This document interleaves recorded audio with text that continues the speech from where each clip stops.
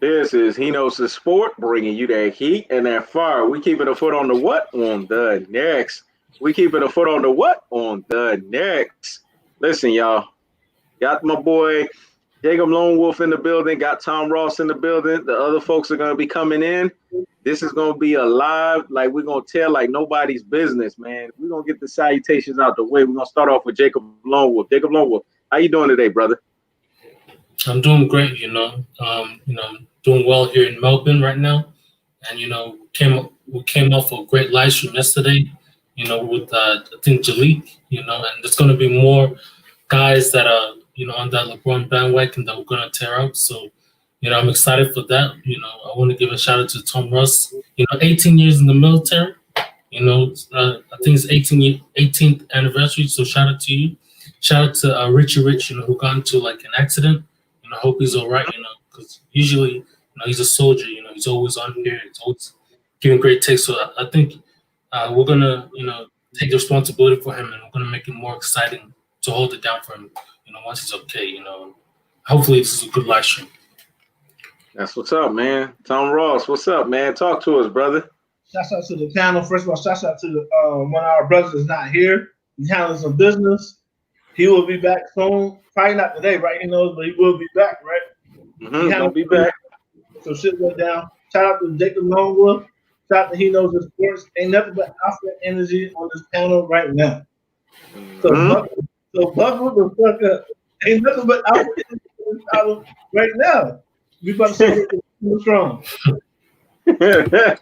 That's what's up, man. Hey, Jalik, that invite was sent to you, so bring your rabbit ass on, dog. Because this is part 2 of burying your ass, so get your ass on, man.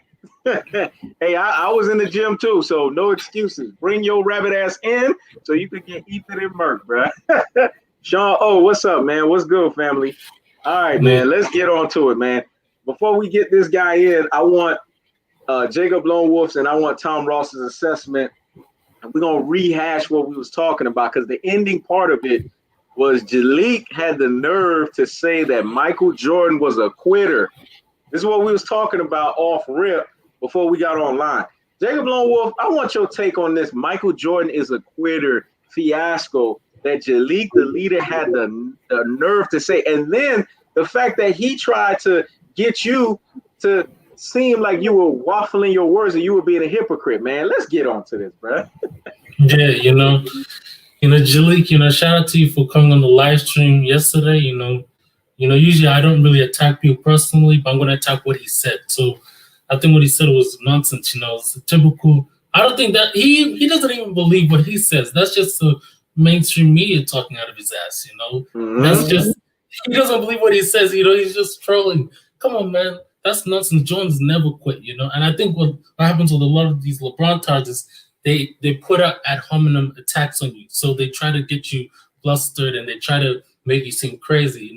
Yesterday I was getting, I wouldn't say I was getting angry, but I was getting excited and amped up. But I had to be more reserved. But I think, how has Jordan ever quit? Look at the Detroit Pistons. Look at the shit they had to go through during high school, where he got cut from his varsity team by his coach and he didn't make the team. Look at the times he went up against the Knicks, up in the NBA Finals. When he retired and he came back. I think when he said that Jordan quit, he's basically referring to the times that he retired. First of all, retiring does not make you a quitter. Jordan retired when he actually won rings twice.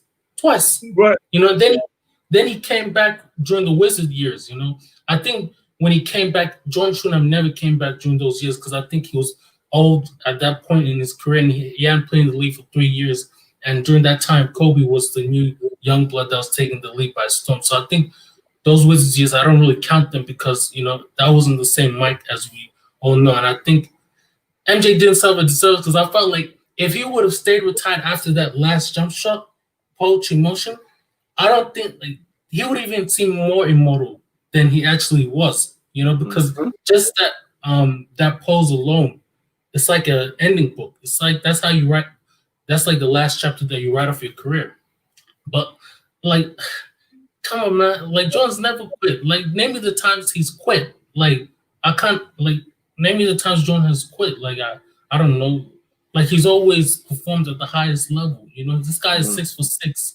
You're saying he's quit. I can't really count on any playoff games where I've seen Jordan actually quit. You know, maybe he's missed a jump shot there and now, but you know, if you're an assassin, you miss big.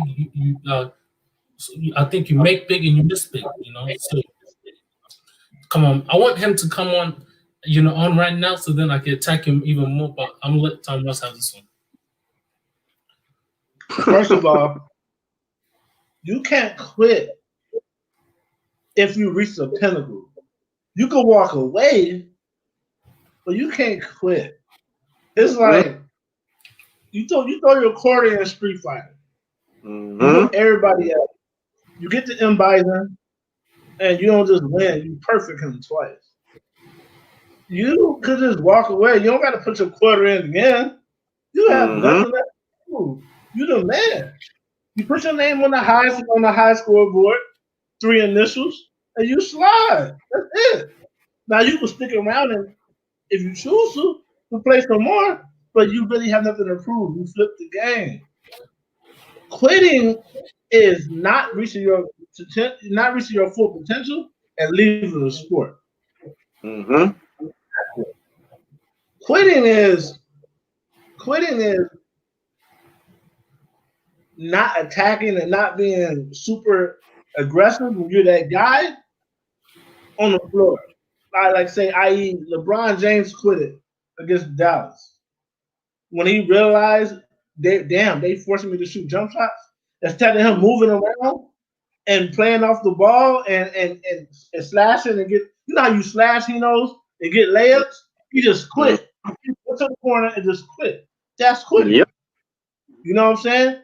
And if you want to go on the edge, people like to say Kobe quit it against Phoenix Suns, unless you know the scheme. If you know the scheme he was talking about, you know Kobe didn't quit. He just did exactly what Phil Jackson said. Oh, since you want to say I'm the reason why we losing, I'm gonna do exactly what you said, and I'm gonna show you this shit don't work, man. You know what I'm saying? I gotta go for 70 against these motherfuckers. We gonna win. That's how we gonna win. So he did exactly what Phil Jackson said, that people say he quit. But see, there's double standards. If Kobe is not aggressive, Kobe a quitter. But LeBron James cannot be aggressive, and people can say nothing at all. At the end of the day, we talk about Jordan, and Jordan ain't never quit. If anytime he would have quit, he'd have quit against the Detroit Pistons. Facts. I played basketball in Chicago, and every game, it's a point in the game where you want to quit. Because that's how they play basketball. No layups, no dunks. You don't just dunk with people in Chicago. Your ass gonna hit. You don't pearl and pre-layup or something. Nah, your ass go to the you know you'll shoot free throw, you gotta check the ball out. They're gonna foul you. You're not gonna embarrass them. So I know that there's a time where you might want to quit, but you just don't if you're that true alpha. Jordan made a one quit against Detroit, but he never did. And that's the only time where that's the only time where in his career where I felt like he was even under pressure to want to quit. Everybody else just got work. After Detroit, everybody else got work. It was over with after Detroit. So when was he even put in a position to want to quit? When? You know what I'm saying? And it's like to knock a player because he has a good coach lets me know that you're not a fan of sports. You're a fan of one man. That's like saying Tom Brady ain't shit. That's like saying Tom Brady ain't shit. Because he had Coach Belichick.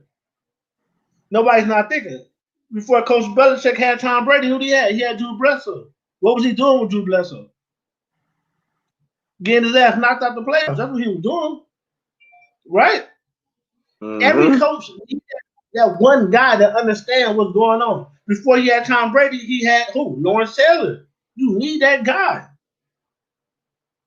So it just further exposes you to LeBron James. You say LeBron James don't need a coach, and it shows. He's 3 of 9 in the finals. He'd rather have play with his friends they have a coach that's going to tell them, hey, you're taking too many threes. You need to go down to the block. Or, hey, you're being too passive. You need to attack the run. Exactly. LeBron James ain't being told what to do. He want to tell the coach what to do. And that's his problem. Because a real coach, no way LeBron James would still be shooting 73% from the free throw line if he had a real coach. They'll make his ass shoot 1,000 free throws every fucking day, man. You know what I'm saying? There's no way he'll still be shooting like this if he had a coach. You know what I'm saying? Like, this is the reason why he missed when he jumps out there, his arm ain't straight. The simple fix. He won't do it because he's LeBron James. He feel like he don't gotta change his game. At the end of the day, Michael Jordan, I believe, is incapable of quitting. I don't understand quitting. Michael Jordan don't got, outside of being a competitor, he don't got it all up here. Michael Jordan still think he's better than niggas in the league right now. You can't tell him he's not. He still think that. Because he's a competitor, he don't quit. In his mind, he could come out of retirement right now. That's all he thinks. Could he? And be successful? Probably not. But it's just that he don't have the quit. He don't have quit in him. So that right there lets me know that was either trolling or very suspect LeBron nut hugging. Very suspect. Like too tight. Too tight, man. Too tight. Because either you trolling, and if you trolling, I get it. I get it. You want to make a name for yourself, I get it. But if you were telling the truth, you're hugging LeBron James nuts too tight. Ease up, man. You got some more kids you need to make. Ease up, bro. You know what I'm saying? For real, Tom Ross, because I went on his channel and he got a video where he said LeBron James is his hero. So it's for real. A loser. Don't get me wrong, check it out. And I'm like Lewis. I respect LeBron James for what he does. He's a mass stats, right? He's a pure passer of the basketball. LeBron James can play ball. But there's a difference between being able to play ball and being a legend, man. There's just a difference. LeBron James is great, but he's not a legend. That's been my argument for a long time now. And there's a difference. He's not a living legend. Living legends are known. At the Olympic Games, they're supposed to be lined up talking to him, not Kobe. He was supposed to be the man. But guess what? The media could fool niggas in the United States. They can't fool the world. They can only fool the United States. All over the world, they're comparing LeBron James to Messi. You know who Messi is? He was recognized as the greatest player at that time. When you're considered the greatest, they compare you to the greatest. They weren't comparing LeBron James to these guys, man.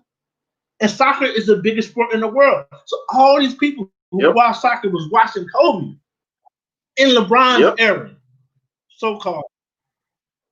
It goes to show you, man, greatness transcends the United States. It transcends. Mediocrity, you could be mediocre and be great. You can be mediocre and be great in the United States. Cardi B is great in the United States. Her music will not transcend the United States. You know what I'm saying?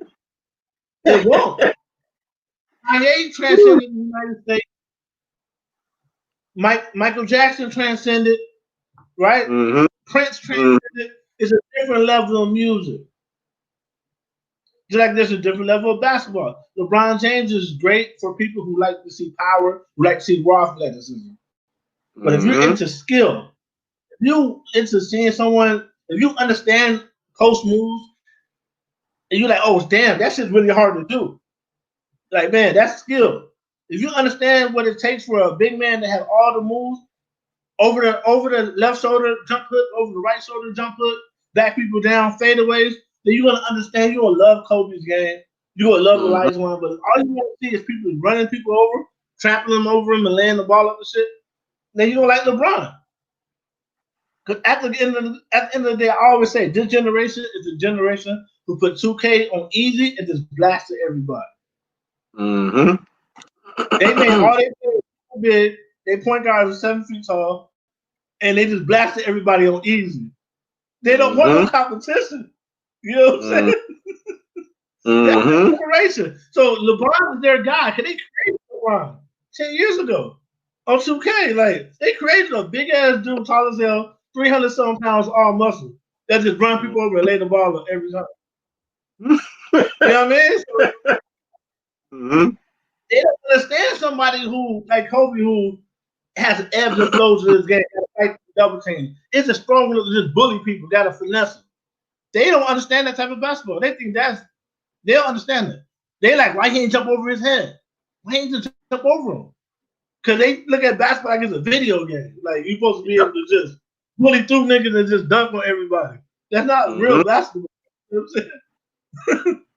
You know what I mean? So at the end of the day, I said all that to say, this guy, truth be told, is just a troll. It's no way possible he really believes what he said.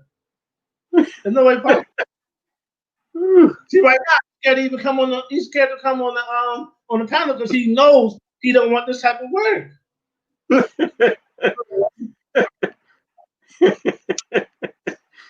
Woo. Woo. Louis, man.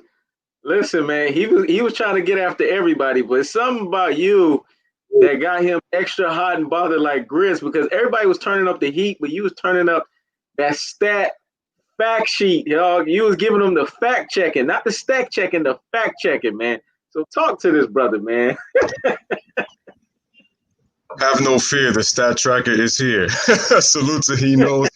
Salute to Tom Ross. Salute to Jacob Lonewolf, man. And salute to Anthony L. They didn't know he was coming on, but man, salute to your brother as well, man.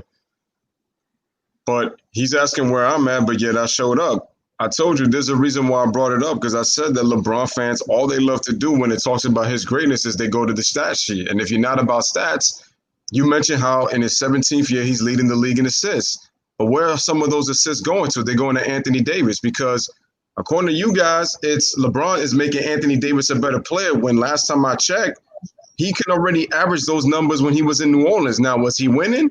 No, he wasn't winning. So I understand that part.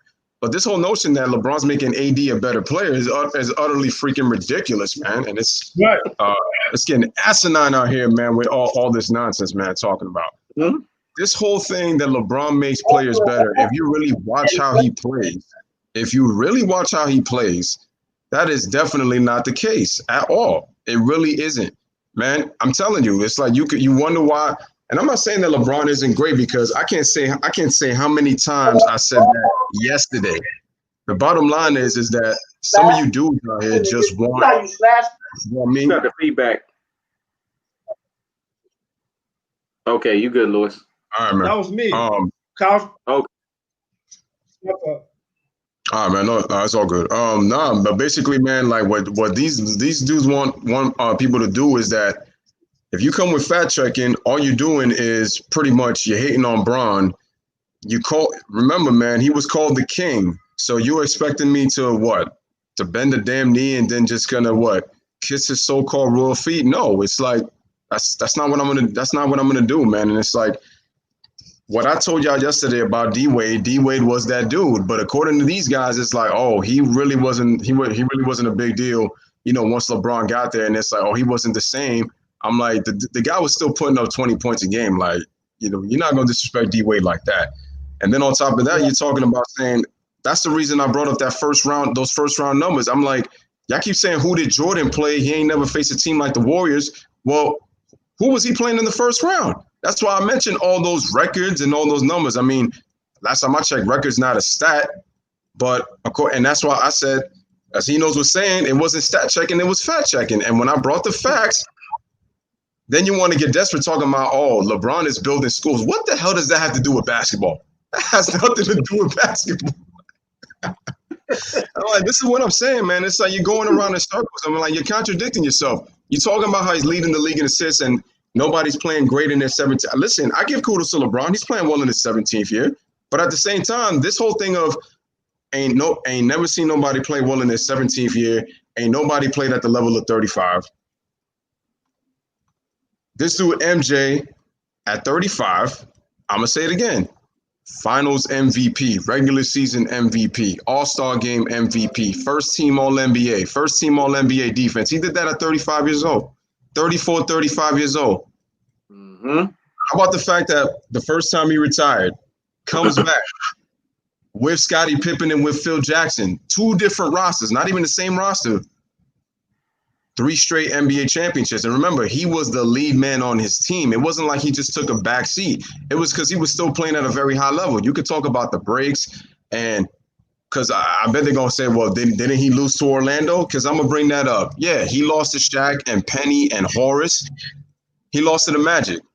The Magic were a better team than the Chicago Bulls were. Jordan didn't get it done. You don't hear me making excuses about that. Michael Jordan didn't get it done. There's no 2 ways around it. He ain't get it done. Comes back the next year.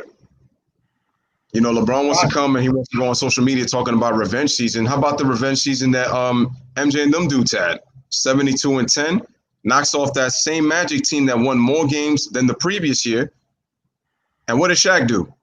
Shaq knew that as long as Jordan and the Bulls were going to reign the East, he wasn't going to win a championship. That's why he went West. Mm-hmm. But do they talk about that stuff? No. Shaq wanted money, and he was an opportunity ring chaser. He even admitted this. He admitted this all these many years later. And I said it once again. Shaq, when he was going against the cream of the crop in the 90s, yeah, Shaq was young. But all these centers that were in their prime, Hakeem, David Robinson, Tim Duncan, all these bigs, you know, that he went up against, Shaq was losing in the playoffs. Heck, even the Karl Malone and the Utah Jazz in them. Like, the Lakers, were getting smoked out of the playoffs to those teams. And remember how they called Stockton and Malone overrated, but why were they knocking those talented Laker teams out in the playoffs those 2 straight years? And then you look at San Antonio the very next year when Tim Duncan was in his second year. Notice I haven't even mentioned stats yet, and I'm giving you the facts right there. Once we got into the 2000s and Shaq had that legendary season, it was really more so a power forwards game because the centers started to die down. The Rasheed Wallaces, the KGs, the Tim Duncans, those guys were in their prime. Chris Webbers, Dirk Nowitzki's. They were starting to be in their prime. There were really much no centers. When you look at the competition that Shaq went up against in the NBA Finals, no disrespect to Tom McCulloch, Rick Smiths, Dikembe Mutombo. Dikembe Mutombo was not the Dikembe Mutombo of Denver and Atlanta. He was still playing defense, but he was going up against a more, you know, that's a whole lot of mass he's going up against in Shaq. So he was going Shaq. And listen, I'm not getting on Shaq. I'm saying Shaq is supposed to take advantage of that matchup. But what I'm basically saying is, and the crazy part is Shaq's peak during his championship years were really like about a 2-year stretch. Because in 2002, he was really out of shape. But it was just again, they didn't have anybody that could really stop him. After that, it was really starting to become Kobe's team low key. The problem is that Shaq, again, as the leader of the team, as Shaq has always said, he's the leader. That's on you. The fact that you decided to come into camp out of shape after the first championship. That's on you. Because you're supposed to set the tone as the best player on the team. And I'm not saying Shaq wasn't, because Shaq was the best player on the team. But it also told you that Kobe was coming as well. Because look how his numbers got better after those first finals. It was telling you, and like I said, you could even make the case that Kobe, if you look at his numbers in those 2002 finals, like I mentioned yesterday, you could even make a case that, he could have a little bit of a sense as the finals MVP. Because my point is, Kobe did his thing. Kobe was the 1B to Shaq's 1A. Kobe basically trying to prove to people that he was not going to be a Scottie Pippen. That's why he had to win championships without Shaq. Because if he didn't do it, all he would be known he would be the Scottie Pippen prototype. Great player, but he was never able to lead his team to championships. It's one of the reasons that Scottie Pippen is so upset with Michael Jordan at times, because they look at him as a second banana. And listen, Scottie Pippen, I said it many times, the greatest defensive small forward in NBA history, bar none. The greatest defensive small forward in NBA history. But when they look at that Portland team in 2000, they're making it seem like Scottie was the one that made him better. But they're forgetting that they brought in Def Leppard Shrimp, Steve Smith. They're forgetting that they had, obviously they had Rasheed who was in his prime. So Scottie Pippen made them a little bit better, but Scottie was a shell of what he was in Chicago. Let's because he was giving you 17 to 20 when he was with the Bulls. But once he got to Portland, he was 13, 14, maybe sometimes 15 points per game. Like, that was not the same Scotty. He was still giving you some defense, but it was like there were moments that he was starting to get cooked on D, and that's because he started to get older. And again, those are just the facts. Those are just the facts. So what I'm saying with LeBron is, again, he's an amazing player. Don't get me wrong. But again, I'm going to say this again, no matter how much this goes over LeBron Tart's heads. Magic Johnson came out and said, I wonder if he could guard Jason Terry. That's all I needed to hear, let alone JJ Barea. How is it that you're tied for 6th on your own team in fourth quarter scoring? 3 points per game ties you with Mario Chalmers and Udonis Haslem. Chris Bosh averaged more fourth quarter points. Dwayne Wade obviously averaged more fourth quarter points. Dirk Nowitzki led the entire NBA Finals in fourth quarter scoring in that 1 year, bro.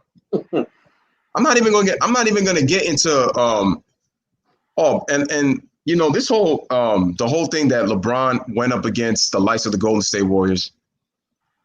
If we was on the NBA blacktop and we had to choose between Steph Clay, and Draymond, and Kevin Love, Kyrie, and LeBron, who are you really gonna choose? Kevin Love, Kyrie, and LeBron. It's just that simple. There's just no two ways around it. Then when Kevin Durant comes and you look at the numbers, that was an even matchup. They're talking about that, oh, Kevin Durant made this. First of all, if you're this competitor that people claim you to be, you wouldn't care if Kevin Durant joined that team. You would say, listen, you can say whatever you want. KD, I'm coming for your neck. I'm coming for your neck, and I'm gonna knock your ass out in these playoffs. I don't care who you got. We are gonna come for your neck. The man said himself, I can't even think about that juggernaut. So you already said to yourself, I'm not winning this series. That's what you said on your team, bro. That's you. That's what you already said. You gotta lose. That's showing me a losing mentality. But then it's like, oh, but LeBron averaged. And then the thing that mind boggles me, man, is that you gotta tell the media that you're averaging a triple-double. You gotta tell the media that you're averaging a triple-double. Kevin Durant was doing his thing. Steph Curry did his thing. He had help with Kyrie, Kevin, and all them boys in those finals. He just didn't get it done. If you watch those finals, Cleveland could have won 2 games in that series. Am I saying they were going to win the series? No. But they could have won at least 2 games because they were in control of those 2 games. But what happened? They didn't defend. So defensively, they were bad. And the fact that LeBron and Kyrie failed to show up in terms of leadership as the 2 best players on the team, leadership-wise, I'm sorry. That's just no good. When those are the 2 best players and they're not defending out there. You're supposed to set the tone as the best players for the rest of your team. And when LeBron comes out with a broken cast and talking about, I pretty much played the finals with a broken hand. You quit. You quit. Even if you weren't expected to win, you even look at those finals. Cleveland had a chance to win 2 games in that series. Now, game 1, it was bad calls on both sides, man. Bad call on both sides. LeBron had an amazing game. And since I'm such a stat nerd, let me mention what he did. 51-8-8, as they always talk about. Or the off year with the Lakers, 27-8-8. They know so, and notice I've rarely mentioned stats in my talk right now, right? But what happened? You had a chance to win the game in 5 minutes in overtime. Yeah, George Hill had a blunder with the free throw. JR didn't know what the score was when he did his thing. But as a leader, you got 5 minutes on the clock. You still got a chance to beat Golden State. So these excuses about, that they didn't win it in regulation, you still had overtime to prove yourself, and you ain't get it done. But then the media wants to come out and throw his numbers talking about that, LeBron had 34-9-9 in the playoff run and all this guys. He didn't get it done. When Michael Jordan failed, he didn't get it done. When Kobe Bryant failed, he didn't get it done. But it's crazy how somebody who's 3-6 in the NBA Finals, no, let me fact check that, 3 for 9, all of a sudden we have to change the standard. If he's the greatest of all standard, if he's the greatest player of all time, according to LeBron stands eyes, you can't change the standard all of a sudden. It's a team game when he loses. He's the reason that they won when they win. That doesn't make any damn sense. That doesn't make any bit of sense at all. So basically what I'm saying is, man, you can't change the narrative and then always change the conversation. This whole thing about MJ, Phil Jackson's daddy, this is how MJ changed over the years. MJ was not a fan of Phil Jackson when he first came in. After 6 championships, Jordan said that I wouldn't play for any other coach. That's the level of respect that he has for Phil Jackson because he learned how to win over those years.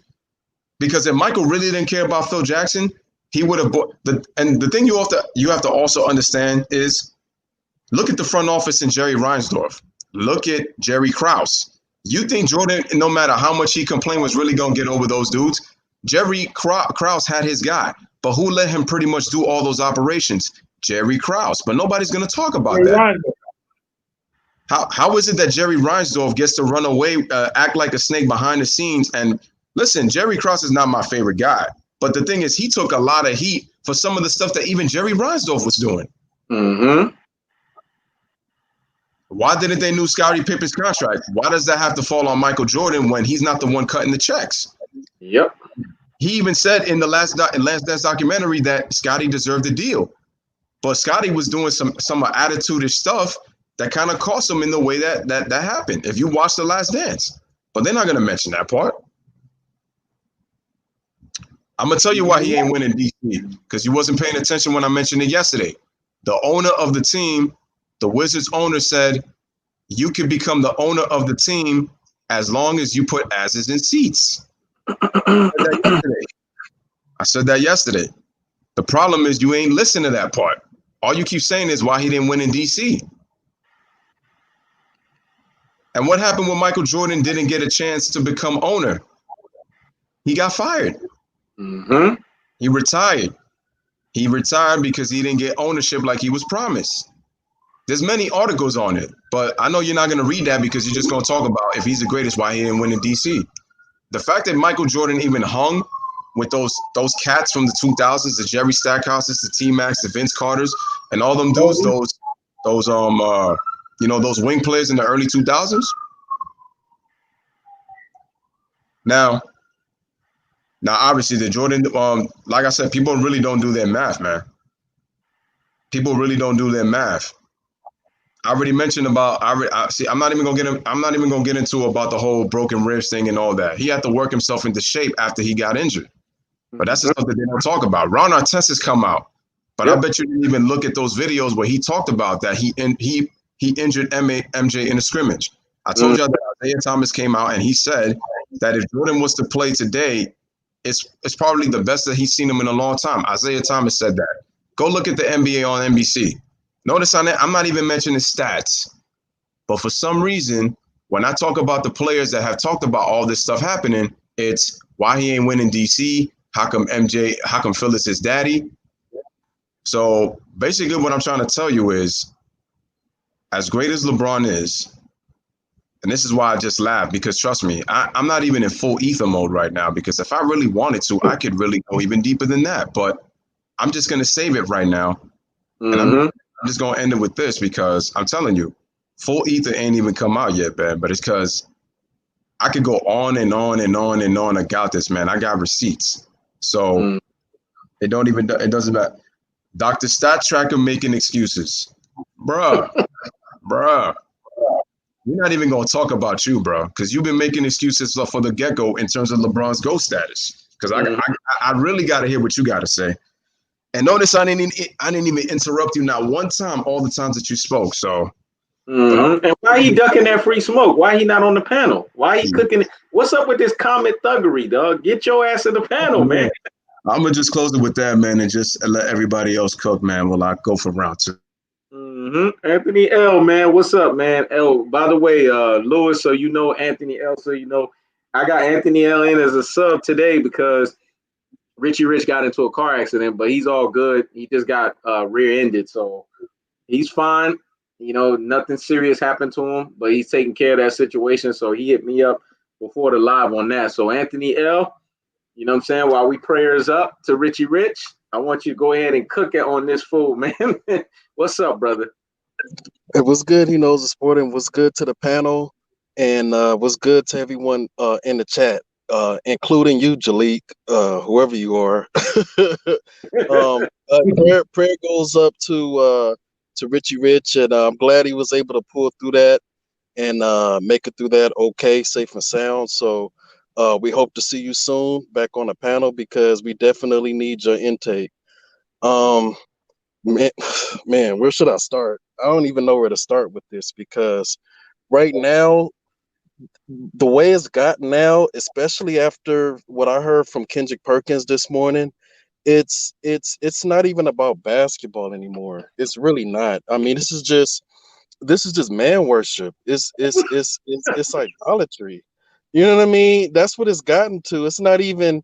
This ain't even. It makes the game not even fun to watch anymore Mm-hmm. because we got so much talent in the NBA that's showing up and showing out between Jimmy Butler and Jason Tatum and Fred Van Vliet and Luka Doncic and all these other players that's having phenomenal games in the playoffs. And we got to sit here and talk about this clown, LeBron, all day and every day when he ain't even the best player on his own team.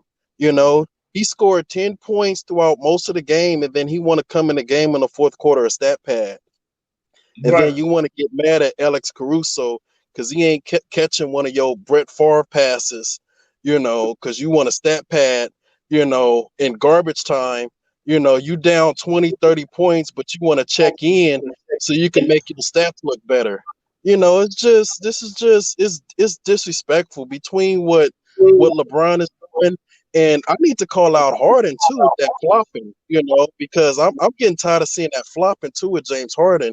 But he's another subject because he don't get propped up. At least with him, he don't get propped up on a pedestal the way LeBron do. The way LeBron is being propped up, I wish you guys lived in Los Angeles because I'm in Los Angeles right now, and the man worship right now. Every time you turn on the radio, every time you turn on the local stations, if they're not talking about the Lakers, they're hating on the Clippers. Like, why y'all talking about what y'all talking about the Clippers for? Mind y'all business. The Right. Portland already did their job. They already stole one game from you guys, game one. So why y'all worried about the Clippers? You take care of your own business. Take care of your own business. You know. And I'm hearing all these people talking about, oh well, at least the Clippers lost. At least the Clippers lost. They should be 0-2. And Porzingis wouldn't have gotten if he wouldn't have gotten kicked out the game. Like, why y'all worried about? They not worried about y'all. Why y'all worried about the Clippers? You Mm-hmm. take care of Right. your own series. You got enough on your own plate as it is. You understand what I'm saying? And at the rate y'all going, y'all may not even see the Clippers. Because these next 3 rounds is going to be a hell of a 3 rounds if you get to the next round, you know. And this whole thing with LeBron, man, he's really starting to show his phoniness, in these interviews because, after that loss, he wanted to make it all about Breonna Taylor. But Mm-hmm. before the game started, you ain't say nothing about Breonna Taylor. You ain't said nothing about Breonna Taylor the whole time leading up to this game. And then as soon as you lost, you want to change the subject and start talking about Breonna Taylor. Then you come in the next game and then you win, but you don't want to give Anthony Davis no kind of credit, no kind of respect, and then you still won't even mention Breonna Taylor. But in your last press conference after you lost, you want to, this is all about Breonna Taylor, nothing else. That's all I want to talk about, Breonna Taylor. But you wasn't doing none of that before the game. This dude is fake. This and what's disrespectful is the fact that don't clout chase off of nobody's name if you ain't been consistent the whole way through. You wouldn't even stand with Kyrie, but you want to make it all about Breonna Taylor now. That's not how it works, bro. That's not how it Right. works. You want to complain. You want to complain about the bubble. How I miss the fans. We lost because we ain't got the fans here. Man, none of these teams got the fans. It's all even across the board. There's no road games. Deal with it. Stop complaining. Stop being a bee like Mario Chalmers told you during that huddle. Because I seen that video and LeBron got exposed because he got mad because Mario Chalmers called him the B word. You know, Because we know that's one word he don't like, because that's what Draymond Green called him. But sometimes, I ain't gonna lie, that's how he acts. I mean, if that's how you act, then I mean, that's how you portray yourself, man. That's what you're gonna get called. You understand what I'm saying? So it's like, man, this dude is so much drama filled with this dude, you know? And it's like, yeah, I understand with Anthony Davis, he had those moments where he's soft and whatnot, but you can't have it both ways. You can't kill Anthony Davis in a loss when he's still putting up monster numbers, even in a loss. But then when the Lakers win, you don't want to give Anthony Davis no credit. You want to make everything about LeBron. You know, everybody want to talk about his triple doubles, but don't nobody want to talk about how he disappears in the fourth quarter. How he's not aggressive in the fourth quarter. How you don't have that killer mentality in the fourth quarter. So he wants to hide behind those stats. And you look at those stat sheets and you see, oh, triple double. It's not LeBron's fault. Those stats can be misleading. If you're not paying attention to what's going on during the game, and if you're not paying attention to what he's doing, especially in the fourth quarter, if you ain't been watching the games, you're going to look at that stat sheet and say, oh, LeBron had a great game. But you're not watching the game. You're not watching the game in its totality. You just going off stats, you know? And that's what he does. Like, oh, well, you know, since we losing, let me go ahead and pad my stats. So when people look at the stat sheet, they won't say it's my fault. But you was the same dude who said on Kobe Bryant night, the night that Damian Lillard blasted you, right, on your own floor on Kobe Bryant on the Kobe Bryant Memorial. You're the same dude that said, "Oh, Kobe, I'm gonna carry your legacy. I'm gonna carry. I promise I'm gonna carry your legacy." But you disappeared in the fourth quarter. How are you carrying Kobe legacy when Kobe was all about the fourth quarter? He was all about the fourth quarter, especially when the game is on the line. You give me the ball. Give me the ball. You're supposed to be the best player. I want the ball. I want to take the shots. But he doesn't want to do that because he doesn't even have confidence in his own game at this point.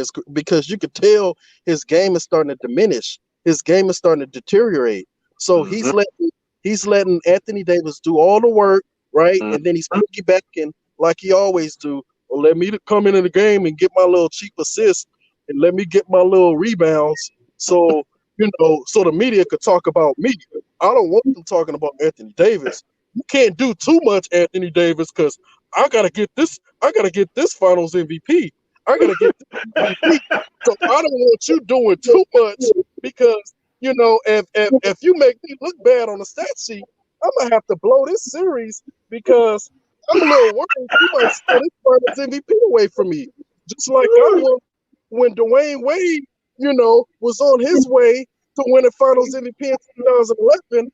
My ego just won't allow that to happen, you know, because I'm LeBron and I'm the king, and my ego just can't stand another man doing better than me. I just can't take it. Come on now, knock it off. It's just the buffoonery, you know. And this is the toxic Kevin Durant was talking about, the toxic environment. That's all the media want to talk about is this clown. You try to watch another game, they spend these announcers, Richard Jefferson, and all these other announcers, Doris Burke, they spend half of the game talking about the Lakers. I'm like, am I watching Milwaukee or am I watching the Lakers? Because right now I'm watching the Milwaukee game. Okay, right now I'm watching this Philly game right now. Right now I'm watching the Toronto game. I'm watching this OKC game. But every single game you turn to, they want to spend half of the time talking about the Lakers. Ridiculous. It's like the idolatry has reached a whole new point with this dude, you know. And it's like, you know, I'm just ready to have my team back. You know, I'm ready for LeBron to get traded. I'm ready for him to go to the Knicks or go to Cleveland or just go to Pluto. Just go anywhere. Just leave my city, because you don't brought, you know, you didn't bring your talents to LA. You brought all of this buffoonery to LA, you know, and we got to get it up out of here because we just tired of all the nonsense. It's really turned into a circus. It's really turned into a circus, and it's hard for me to watch sometimes. I can't deal with it. You know, and I already told y'all, it's like this ain't true Lakers basketball that I'm seeing right now. We're just seeing a guy that's all about chasing records, that's chasing the history books because he know he can't carry a team to a championship anymore like he used to. He's 35. He's got to watch his Robin be his Batman, and that's too much for him to overcome because he has an ego. And so, you know, right now it's just, you know, I have to watch these games on mute sometimes because I mean the amount of worshiping with this guy is just like, dang, like can we just watch the game? You know, it's like you know, it's like you can't even enjoy basketball for what it is because it's all this toxic stuff going on. You know, and even when the Lakers lose, it's like that's all they want to talk about. That's all they want to talk about. It's this other person need to step up. All these other players need to step up. You know. Well, LeBron, he's getting his triple doubles, so he ain't doing that wrong. But you know, you letting first of all, you should relish wanting to go head up with Damian Lillard because all the head-to-head matchups that Kobe had with Damian Lillard when he was here, he relished those matchups. He didn't mind against a Damian Lillard. He didn't mind going head up against a Kevin Durant. He didn't mind going head up against those lethal shooters. With LeBron, you know, it's like, oh, let me just get my all-around game. You know, I don't have the killer, you know, to take those kind of shot, you know, when the game is on the line. Lillard and Kobe Bryant and Kevin Durant. So let me just settle for my all-around game. Let me just settle for my all. Yeah, I know we're gonna lose because you know I don't have that killer mentality like those guys do. But let me just show you my all-around game, so you can use that to still call me the best player, even though I'm not. Come on now, this is a joke. Anybody else want to speak? Because I ain't got nothing else more to say. Damn, Anthony L cooking. Lewis is cooking. Tom Ross is cooking. Jacob Lonewolf is cooking. Jacob Lonewolf, right before we get into it, see, D Dragon said he knows the art of war. 48 laws reside in different realms, man. Love, damn right, man. Listen, man, I'm gonna tell you guys something, man. Jacob Lonewolf was talking about it yesterday. I was saying it. I've been saying it's the 27th law of power, man. Cult-like following, dog. LeBron has implemented it. He has infiltrated it, and he's taking it to the next level. This is what's happening here, man. They're worshiping this guy, but here's the thing. It's not even about LeBron. It's bigger than LeBron. LeBron is a puppet. The NBA and Nike need to recoup their $90 million investment. They're really treating LeBron like a plantation, puppet, slave. That's what they're treating him as. Once they get that fourth title off of his ass, you're going to see how the NBA and Nike run. They're going to do what Plaz does. Run off the plug, though. They're going to be like, get the hell out of here. We don't want to deal with you no more. That's what they're going to say. LeBron, you are officially done. We ain't got.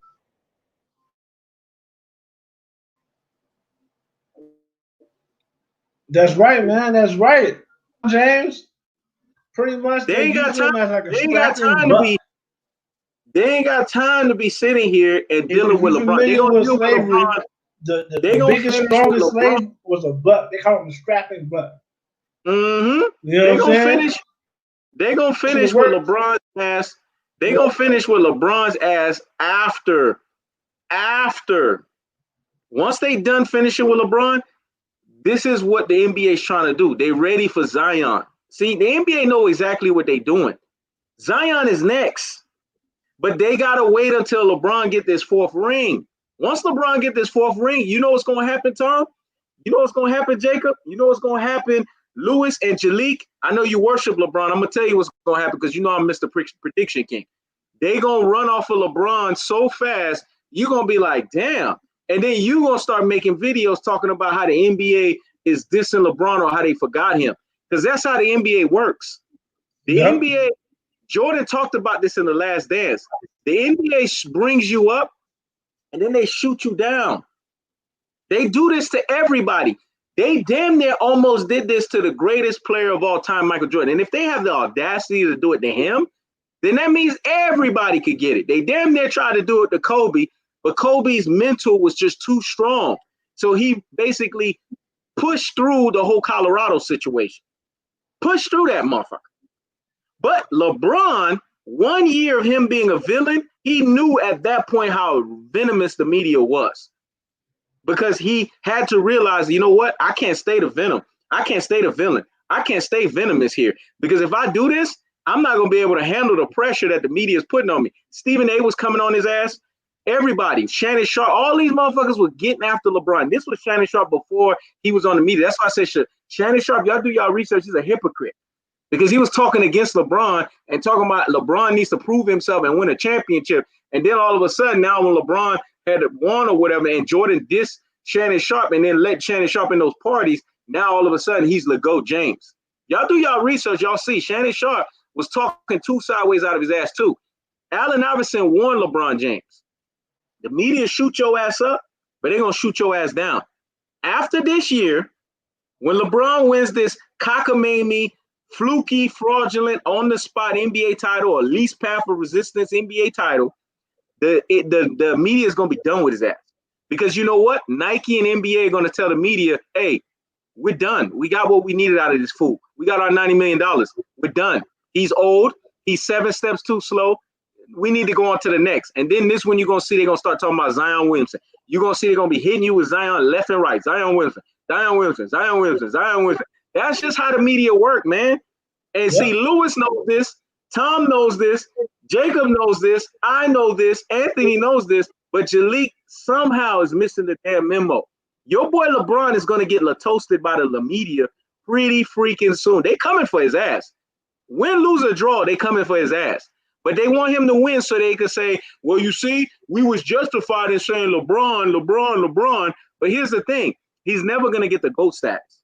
That's done with. The Last Dance documentary that Jordan made sure he snuck her in that real quick, basically ethered and murked the situation. So he ain't getting that status. So what the media is trying to do with LeBron winning the 4th title, which is a little repulsive, they're trying to give him this status of he's the 2nd greatest player of all time. That's what they're going to run with.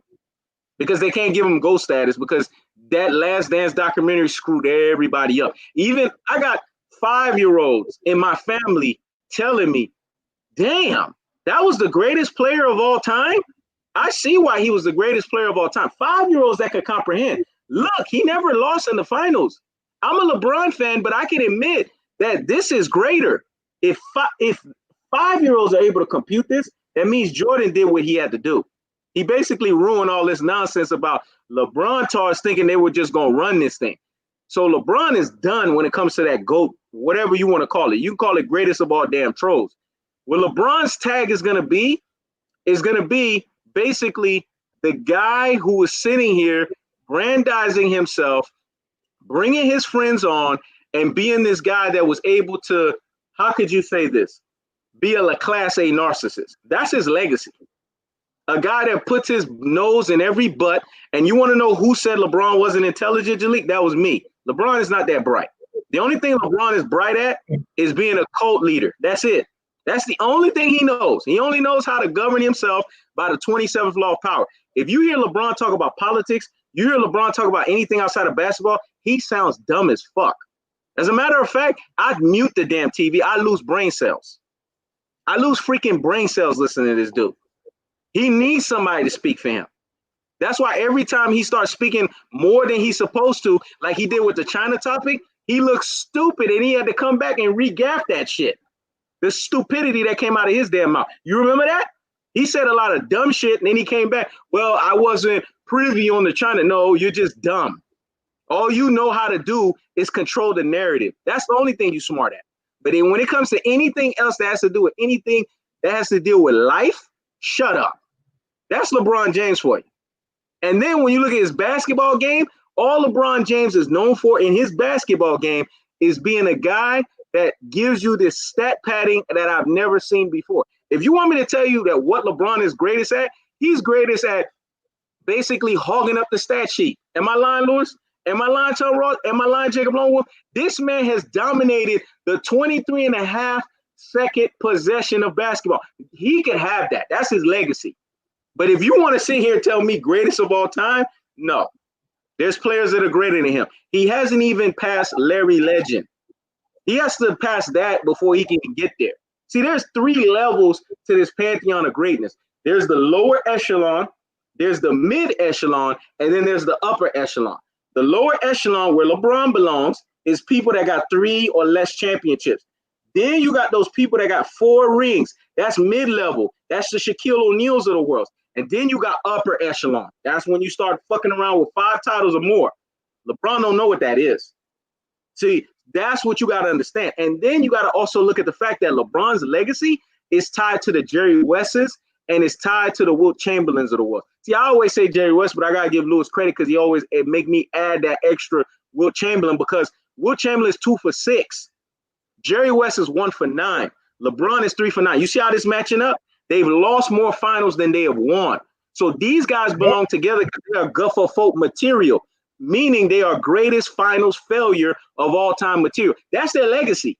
They've lost more finals than they've won. So if you want to tell me LeBron is the greatest at something, he's the greatest at losing in the finals. That's his truest, and that's his most properest levels. Now, Jacob Lonewolf, I'm going to let you get your spot, and then Jalik, it's going to be sudden death time, brother.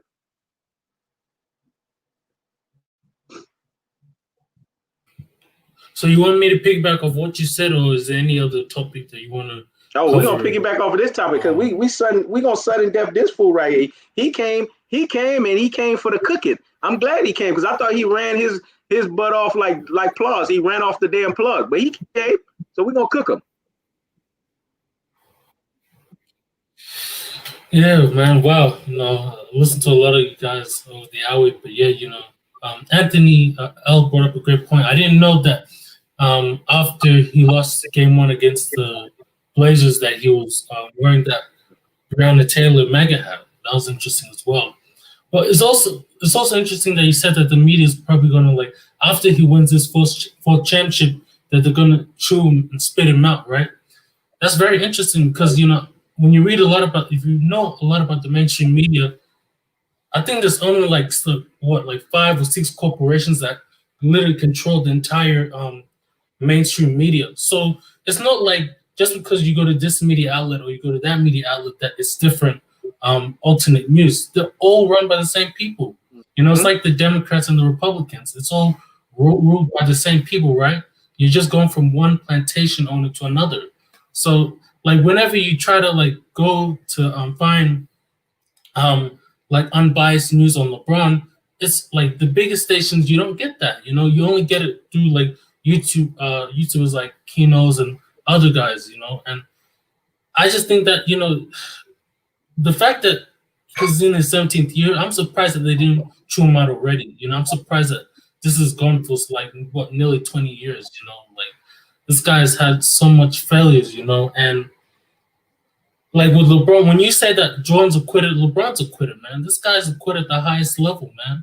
Like when he knows, when you say he's the golfer folk, he's the greatest quitter of all time, I don't know how you can say that. What greatest quitter of all time? It's like there's a GQ, OF or something like that, But this guy, he's come up dry in the fourth quarter, man. Like, he hasn't worked on his game. He hasn't refined his game. Like, I haven't seen any progression this year at all.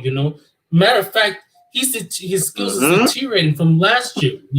And when you say that, and when they say that LeBron, we haven't seen this player play like this at his age, at 35 years old. Lewis brought up a great point. MJ won a championship at 35 years old.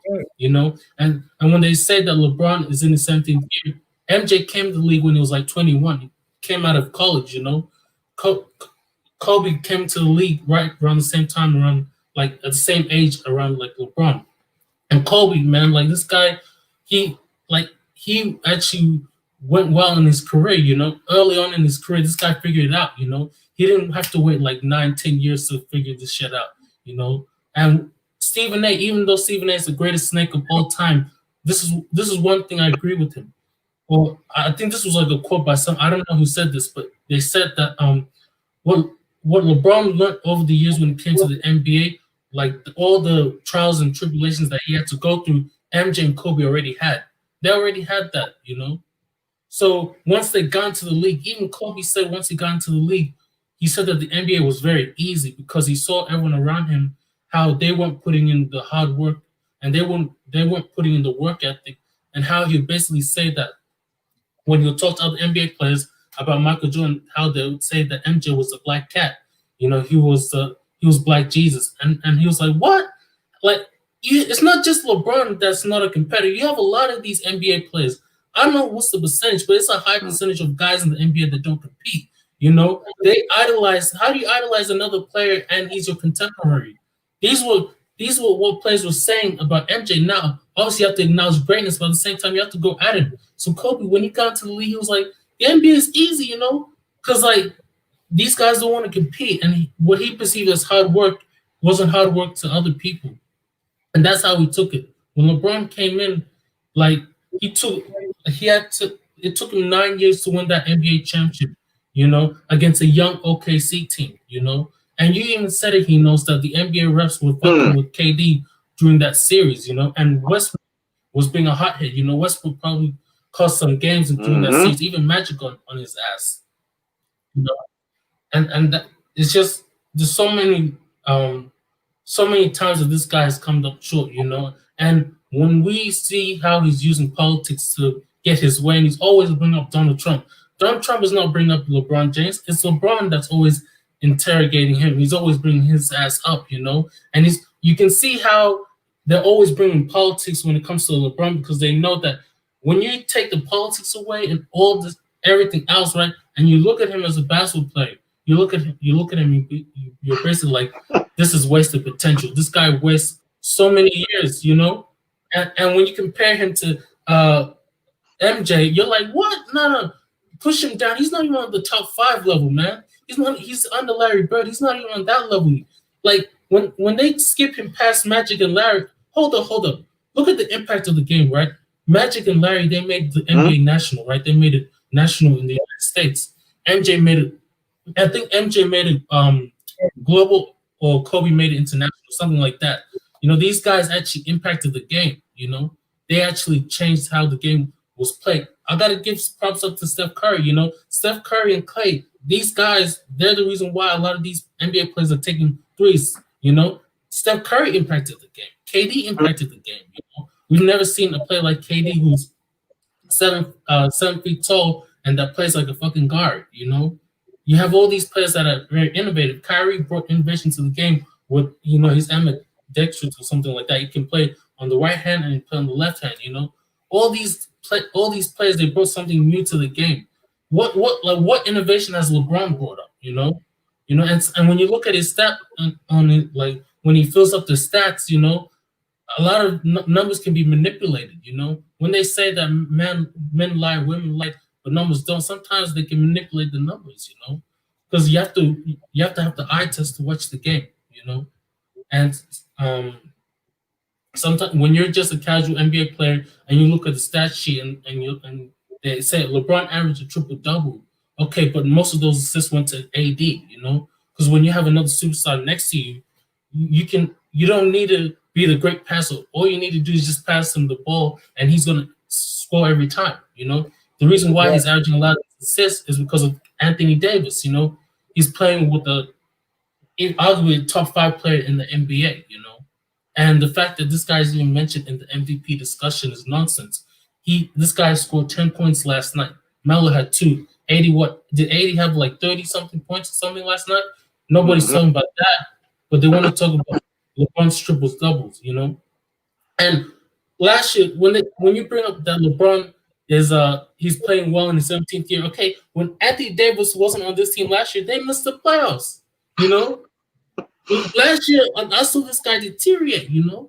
This guy missed out games, you know? Even that groin injury is suspect, you know? Because even when he was injured with the groin, this guy was dancing around, you know? And the beautiful thing with what LeBron does is that it's always something. It's always, like he never owns up to anything. Like it's always something happens, you know? Like last year when he got injured, it was a groin injury.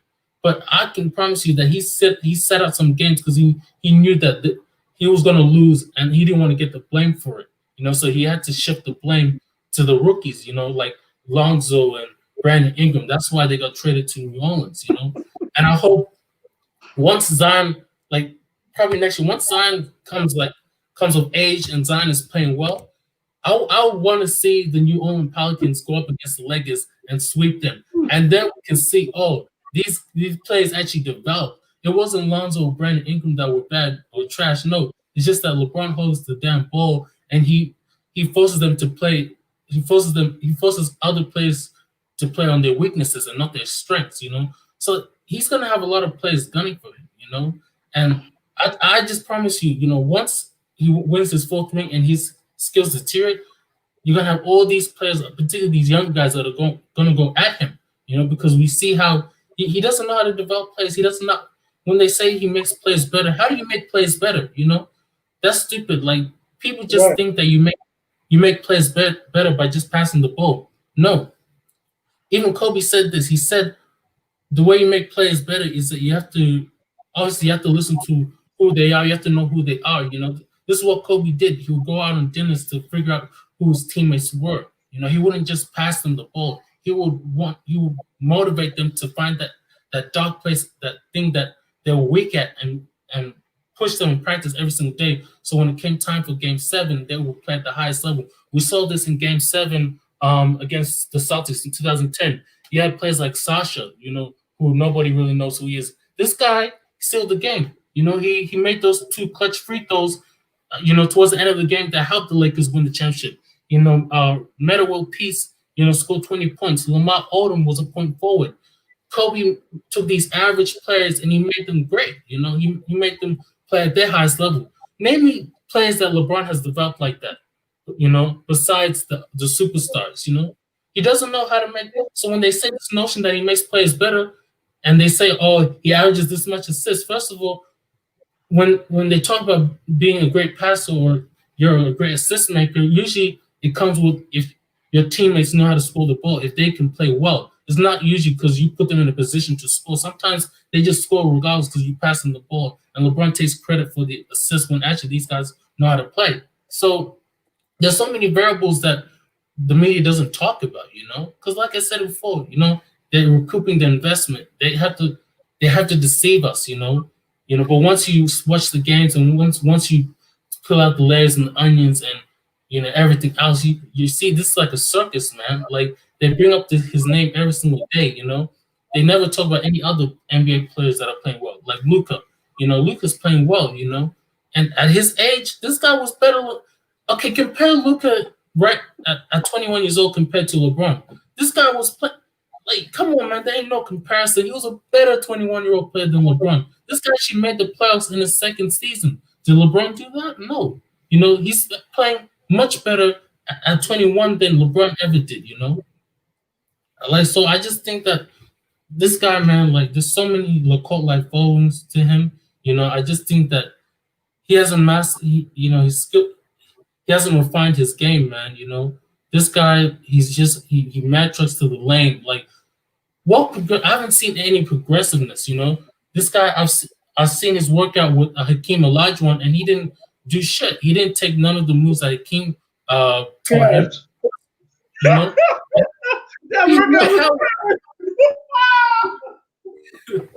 Even Dwight Howard, him and Dwight, and all these other NBA players, they didn't take none of the moves that Hakeem took besides Kobe. And Kobe's the guard, and these guys are big men. What the hell, man?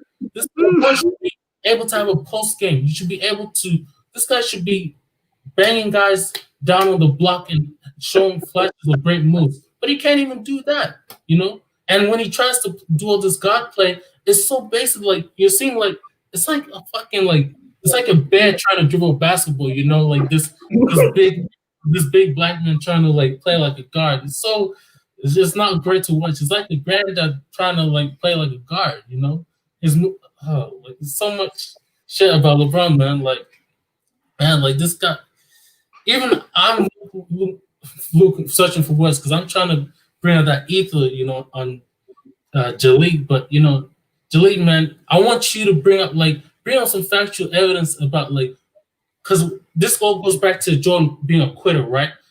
Name me the times that LeBron didn't quit. Like, name me the times what like, it's just so much like, just name me. Why do you think that LeBron is better than Michael Jordan? Like, actually bring up some like facts and like evidence, like bring up some like situations that why you think that LeBron is better than MJ, and don't bring up all these ad hominem attacks like Jordan quit and LeBron is better than them because he's bigger and all this and that, you know. But he's wasted his talent, you know.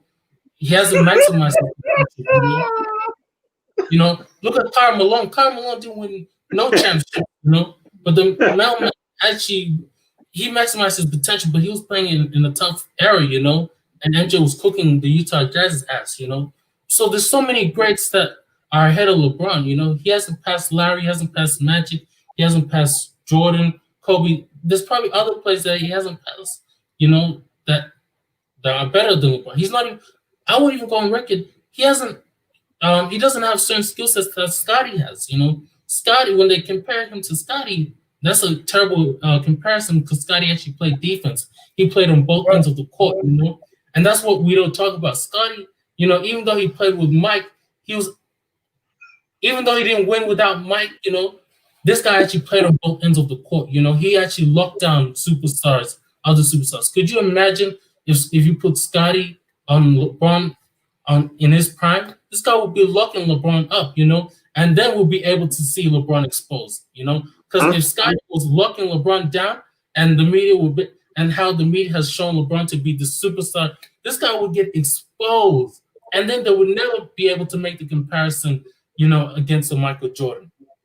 So, you know, I want to hear what Jalik says about this. You know, I went on a rant, but I want to hear what you say. Exactly. All right, Jalik, the floor is yours, brother. So you did you answer a question or what? You want me to say what you want me to say? It all goes back to, you said that Jordan was a quitter. No, I didn't. Not during basketball during his last season. Why did he quit? Like, why he can't play without his daddy? And it's obvious that he can't play without his daddy. That's what separates him from LeBron. LeBron can win with Mike Brown. He can win with the guy that I don't know if he's Russian. He might be American, but he was good overseas. And then they fire him and they bring in Tyronn Lue. He bring in so many different. He has so many different coaches, and he still won. Everywhere he goes, he changes the game around. Kyrie Irving couldn't win. For some reason, people consider Kyrie Irving a top-notch guy. He's not a Hall of Famer to me. I never was high on Kyrie Irving. Never took his team to the playoffs by itself. LeBron comes in, they go to the championship. Guess who was hurt during that first year that they won a championship in 14-15? Love and Kyrie. I think they won 1 or 2 games. Now they still lost. Now we gotta look at things. They what? What happened? They lost?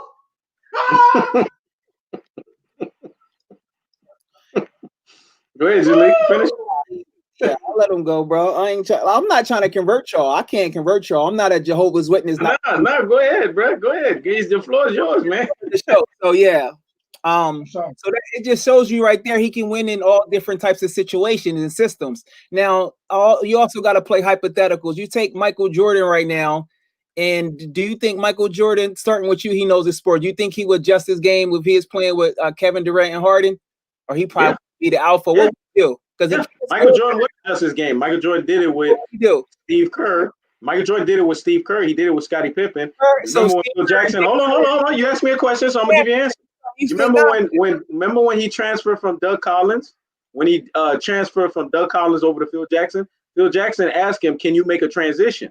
And Jordan asked him, "What was the transition?" Because Jordan's mindset was, "Give me the ball and get the hell out of my way." The transition was, "Can you play in the triangle offense?"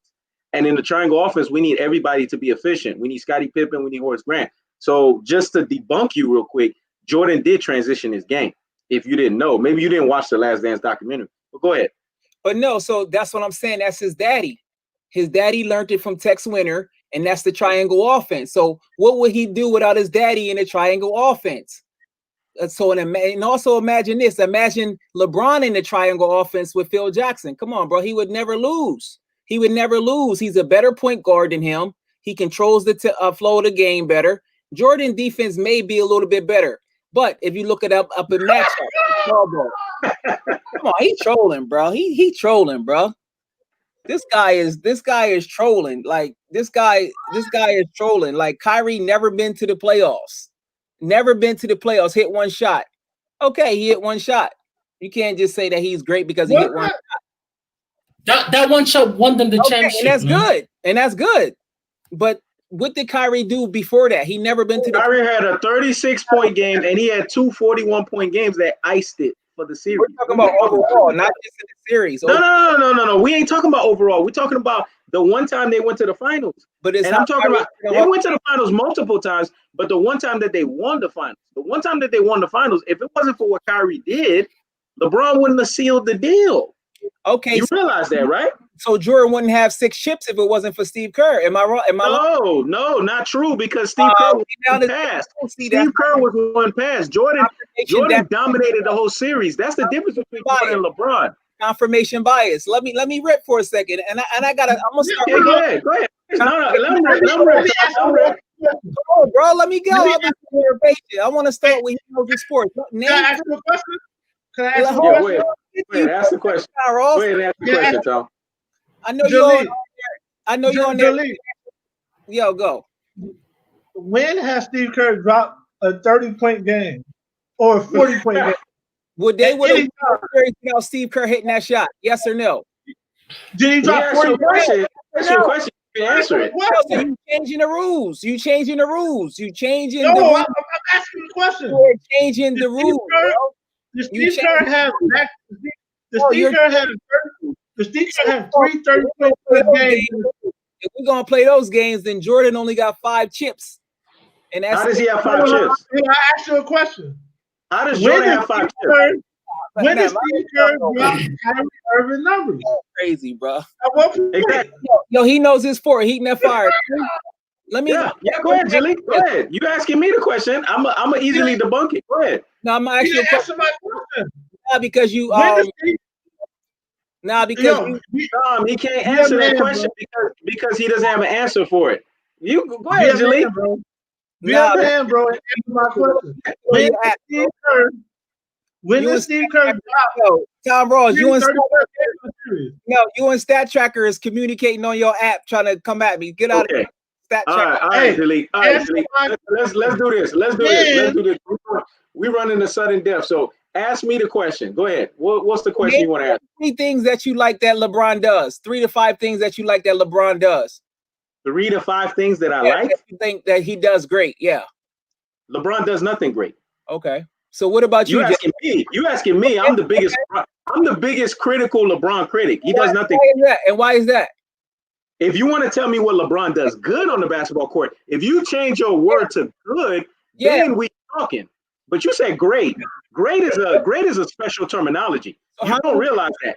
Okay, so let me ask you this: out of the top 50 basketball players that they announced, how many of those top 50 that you think was great basketball players? In the top 50? You talking about the 50 greatest players of all time? Remember they came up with what you're talking about? Yeah. Do you consider them great or do you consider them just good? The 50 greatest players of all time that they mentioned, they were the 50 greatest players. Okay, so you consider them great. So you consider all those guys that's on that 50 greatest list better than LeBron? Like who? Who are you talking about? You know who's on the top 50 list. I know who's on the top 50, but you need to specify yourself.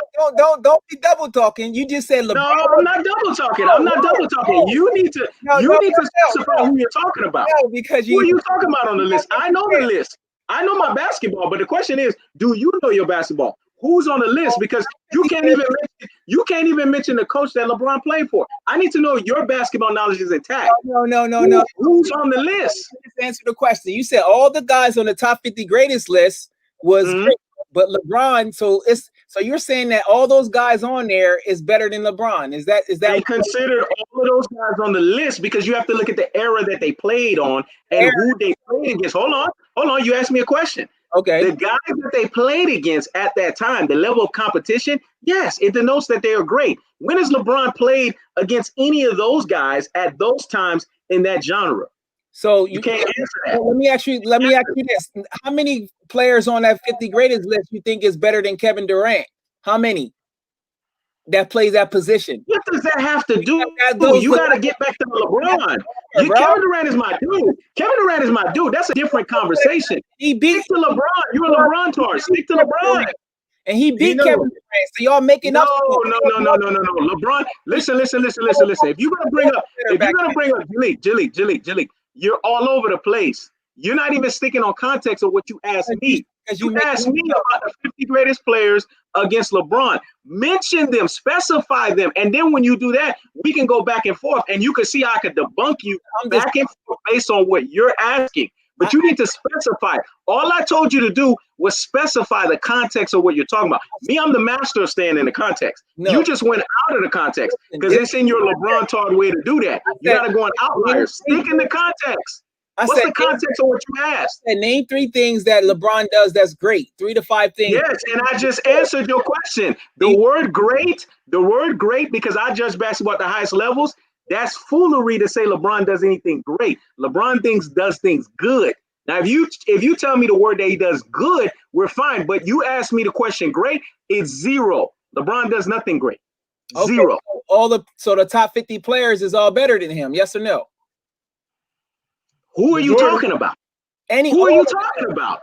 You gotta specify. Who? All the guys. Who? You keep saying all the guys. That's fake stuff. Give me a name. Give me a name. The guys is not. Do you want me to help you out? Do you want me to help you out, Jalik? Because I don't even think you remember. You know what I think? I don't even think he remembers the 50 greatest players of all time. I don't even think he remembers the names of those guys. You think? I don't even think he remembers. Let me ask you this: you really think Dr. J is better than LeBron, bro?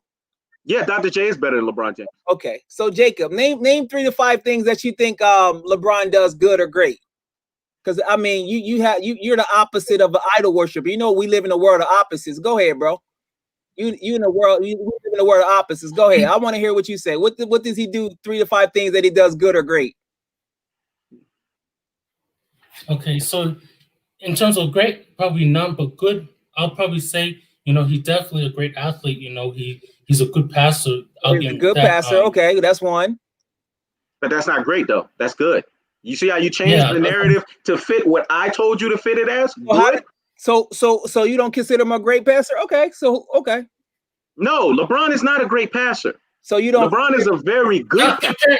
Compare him to like Magic. Come on, like Magic. Look, Magic Johnson is a great passer. Larry Bird is an underrated great passer. LeBron James is not a great passer. I know y'all like flash and excitement, but go ahead, name something else though, Jake.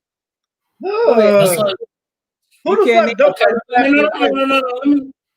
No. What other good thing does LeBron? Because I'm gonna expose y'all confirmation bias live on He Knows His Sport. Shout out to Stat Tracker. Not exposing nothing. All you doing is you're mimicking my style of hyperbole, but you awful at it, bro.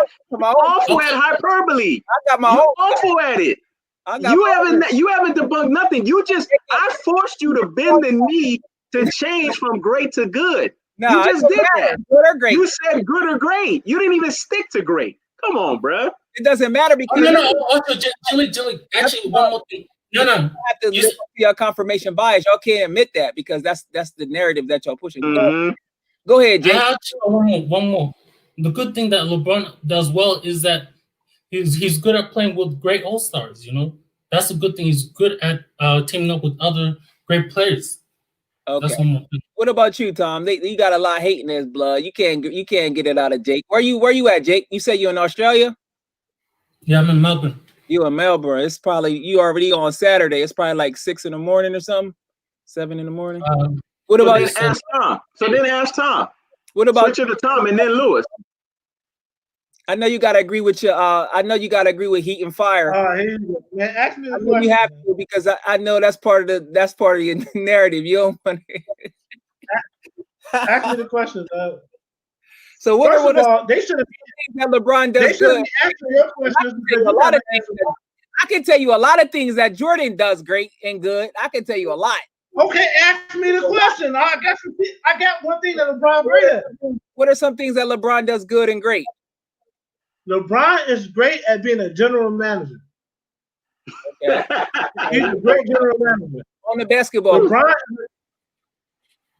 LeBron is a great general manager. Oh, that's it? Very. Okay. That's it. Think about it. A great passer is John Stockton. A great passer is Isaiah Thomas, is Magic Johnson. Mm-hmm. A great scorer is Kobe Bryant, Kevin Durant. A great rebounder is Dennis Rodman. So he has better so he's not great. and almost scored the same amount of points, but yet he's not a great scorer. A great clutcher, a great clutch player is Larry Bird, is Kobe, Jordan. So he's not great at the clutch. LeBron James is great at general managing. Mm-hmm. And you know what he's great at? Presenting a facade. I know, yo, Stat Tracker. Look, a Stat Tracker. He probably on his app right now. Tell Stat Tracker to look at his app and look up clutch points from LeBron compared to Jordan. They gonna tell you that he got more game winning shots, more everything. But yet he don't have more game winning shots than Jordan. No. Is not clutch. That's all propaganda. No. You're right. No. You're right, Jaleel. LeBron James actually has more clutch baskets than Michael Jordan and Kobe Bryant. But you know where he's had these clutch baskets? If you've done your research, it's in the regular season. There you go. It's in the regular season. No, I'm telling you a truth here, because you brought up something. You brought up something, but you don't even know the full weight of what you brought up. If you don't even know the full weight of what you brought up. It's regular season. So he scores great in the playoffs too. It's crazy. No. You could count on your fingers how many last second shots he has in the playoffs. As a matter of fact, his highest last second shot, you want to know, since you're the LeBron tar, you want to know what it is? It's that shot that he had in the Orlando Magic, and then they turned around and beat his ass in 5.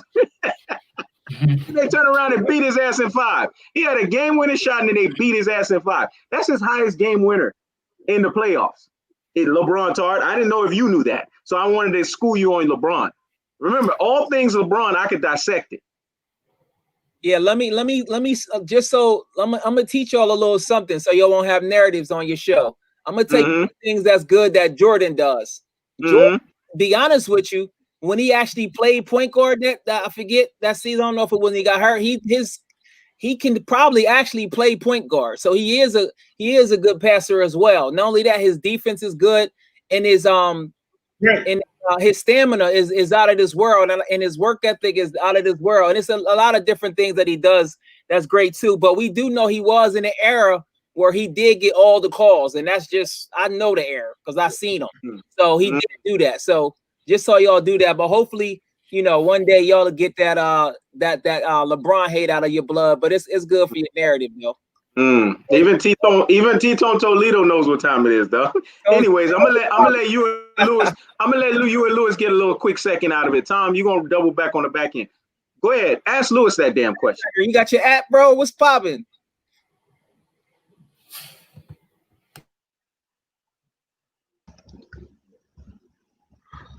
Yeah, man, that's your question.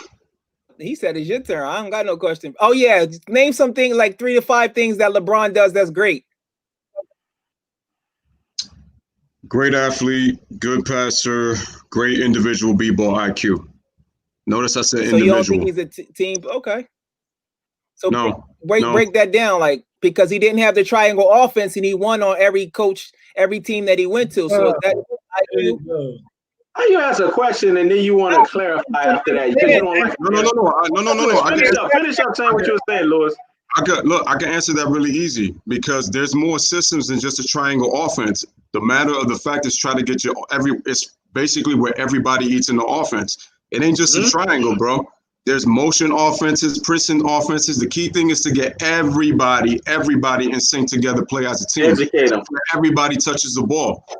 So why is he winning on all these different teams? Cleveland twice, Miami and LA. Why is he winning if he's not intelligent? Wait. You said Cleveland twice? He lost his final. Cleveland twice because he went there. He left to Miami, came back to Cleveland, was down 3-1. And now he winning in the Lakers. So he's winning everywhere he goes. How is that intelligence, Stat Tracker? Come on, bro. You making no damn sense right now because in Cleveland, In Cleveland, he didn't win. That's why he left Cleveland. He didn't win. He didn't go to the championship. He didn't win the championship. Hold Yeah, on, but hold on. He made it to the championship. hold on, no, time out. Delete. You can ask a question and then you want to jump over, dog. Lewis, go ahead, dog. Y'all let Lewis talk, man. I'm gonna break this down pretty simple. Yeah, he won 66 and 61 games back-to-back years, and he was the reigning MVP back-to-back years, but he didn't win. Then he went to Miami with Dwayne Wade and Chris Bosh. They went to 4 finals and only won 2 titles. So that's kind of underachieving right there. Then on top of that, you're still not mentioning the fact that the rosters change when he goes. The rosters never stay the same. They consistently change when he leaves teams and when he goes on a new team. When he went with Kyrie Irving, the team was not the same team. Yeah, you're right. Kyrie did not win anything when he was there, but he was also a young player. And I'm not making excuses because Kyrie also was injured during that time. And Kyrie has been known to be injury prone pretty much his whole career. Bro. Hold on. Hold on. You didn't even let me finish. Excuses, bro. He an excuse guy. Ja Morant made the playoffs as a rookie this year. Kyrie Irving didn't. So what are you talking about? You're making excuses for Kyrie Irving. Stop, bro. That's not cool, bro. You make Kyrie Irving supposed to go to the finals as a rookie with no team. Stop it, man. Did you even see who played on that roster for the Cavaliers when Kyrie in his first 3 seasons when he was there? Yeah. He don't even know. That's what I'm saying. What have you seen? Name the dudes on the roster. You're telling me you know. Raiders, look, bro. Thompson, listen. If I'm the stat tracker, you're Jalik the outlier, bro, because that's gonna be something. Jalik the outlier. You're making more excuses than me. Because you can't. Stat tracker, listen. The dude never made the playoffs in the Eastern Conference. Ja Morant is in the Western Conference and made. Okay. And let me debunk that real quick because LeBron had to go to 2 different teams to keep his final streak alive. Who did he play with? Dwayne Wade, Chris Bosh. He played for a great coach in Eric Spoelstra, and he didn't stay long enough to say that he played for a Hall of Fame coach because at Eric Spoelstra's trajectory, he's going to be in the Hall of Fame with his career wins. Then he goes to Cleveland. He teams up with Kyrie Irving, who signed a 5-year, $90 million contract, thinking that it was going to be his team. LeBron changed all that. Then when he came, he told front office to say to go get Kevin Love. So if LeBron is this great, why is he making all this moves? It's going back to what Tom Ross was saying, that LeBron is a great general manager. Like, I'm not saying that LeBron ain't great. The problem is you're not mentioning none of this stuff. That's the problem. That's the problem. Shout out this tracker like to make excuses. It's all good. Notice I didn't even mention stats. You still start calling me stat tracker. Yeah, that's a good nickname for you, bro. Yeah, that's your nickname, bro. I like calling you that. That's a good nickname. Hey, I like Jalik the outlier, though. That's a good ass nickname too, because you're giving a bunch of outliers, though. You're not giving facts. When you don't like what you hear, then you come with another outlier, though. Yeah, hey, double back, man. What's your question for Tom Ross? And then Jacob on the back end, though. Lewis just cooked you, so go ahead. What's your question for Tom Ross? No, I already asked him, but he already asked him. No, you should have more. You okay, LeBron charge. But okay, where's my question? I got questions for you. Yes. You ready? It's just strange that the super strange that. Okay, he got questions for you now. He got questions for you, so go ahead. All right, go ahead. And I want yes or no answers. I want no explanations. Yep. Yes or no answers. I got a question too when you finish. Did Steve Kerr drop Kyrie Irving numbers? So it's all about stats? Yes or no? No, he wanted yes or no. He wanted yes or no. No. Did he drop Kyrie Irving numbers? His 3-point field goal percentage was super high. I think it was over 50%. Oh, man, this is a yes or no, dog. This ain't no explanation, bro. No, he didn't. That's okay. Did not Ray Allen save LeBron James' legacy with that 3? Yes or no? You know how many times I can break down each Jordan? Come on, man. Come on, dog. You just got napalm, dog. Answer the question. No, that's not true. You can't say that the other person saved him because that's crazy. Okay. So you're saying that if LeBron James loses that finals, that don't affect his legacy? I can't hear you. Say that again. Come on, man. Everybody else heard me. So you're saying if Ray Allen don't hit that shot, that don't affect LeBron James' legacy? If Ray Allen don't hit that shot? Even during the season, like if something affects your legacy, y'all no. Kevin Durant got hurt. That's what life is. You can't just pinpoint one play to the whole totality and say, yeah. You get what I'm saying? You can't do that, bro. The league, that was the NBA Finals, bro. NBA Finals affect your legacy. Answer the damn question. In the NBA Finals, if Ray Allen does not hit the shot, does it affect LeBron James' legacy? It's a simple yes or no. Yes or no.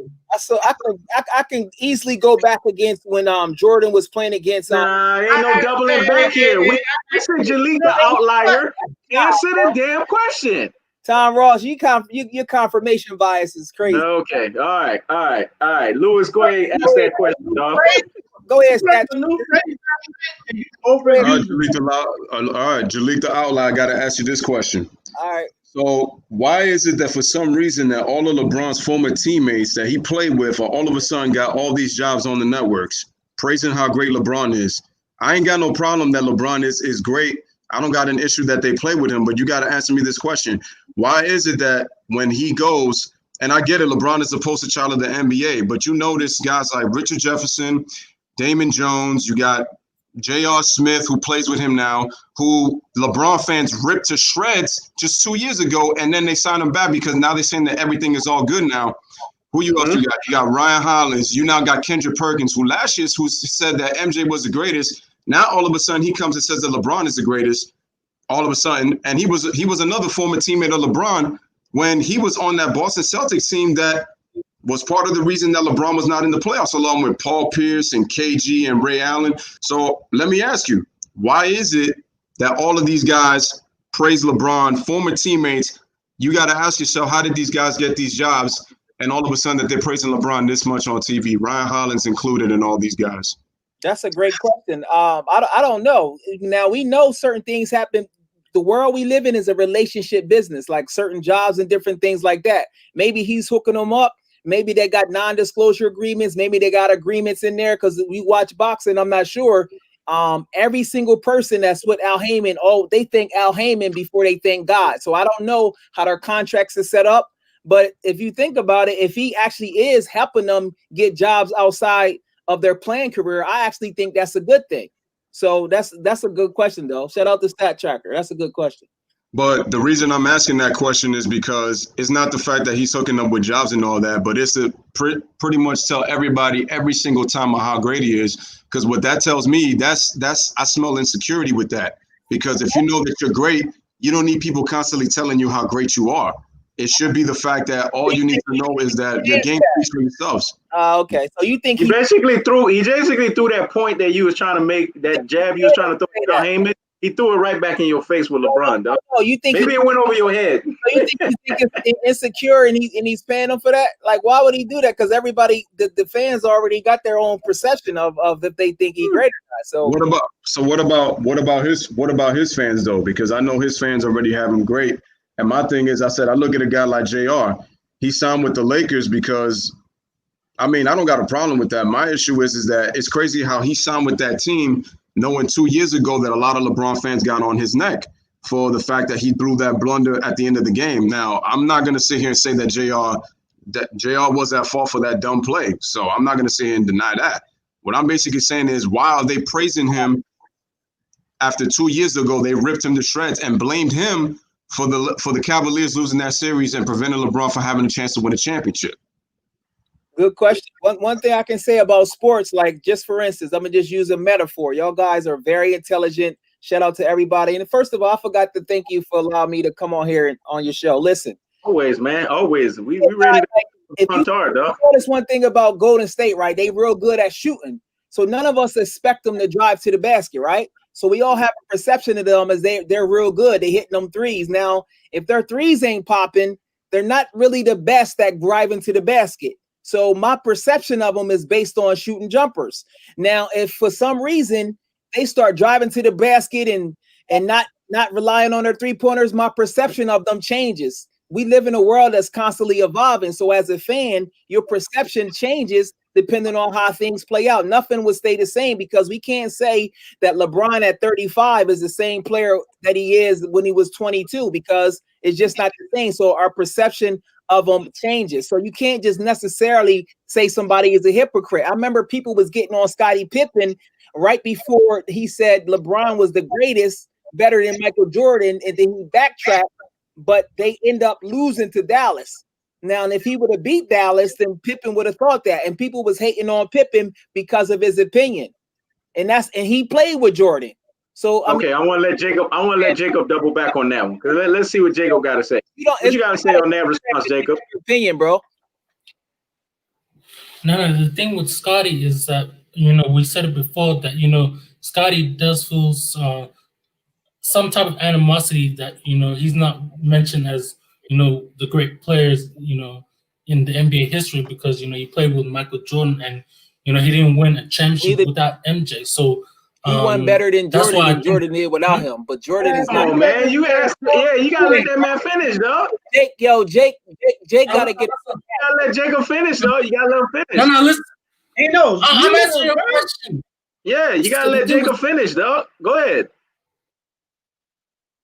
The thing with Scottie is that Scottie feels some type of way that he's not mentioned in the pantheon of great NBA players. That's why a few years prior back he would backtrack on his comments and say that MJ didn't do the things that LeBron did. We obviously know that that's not true. The reason why MJ is perceived that MJ didn't do everything because Scottie was playing with MJ and Scottie took a lot of the responsibility that MJ let him do, like in terms of like guarding the best players, playing defense, passing. Scottie did a lot of great things. Scottie was a good all-around player, but you have to admit that, he feels a certain type of way that, he's not mentioned in the pantheon of greatness. That's why Kobe wanted Shaq out of LA because he wanted to prove that he can win championship with or without Shaq.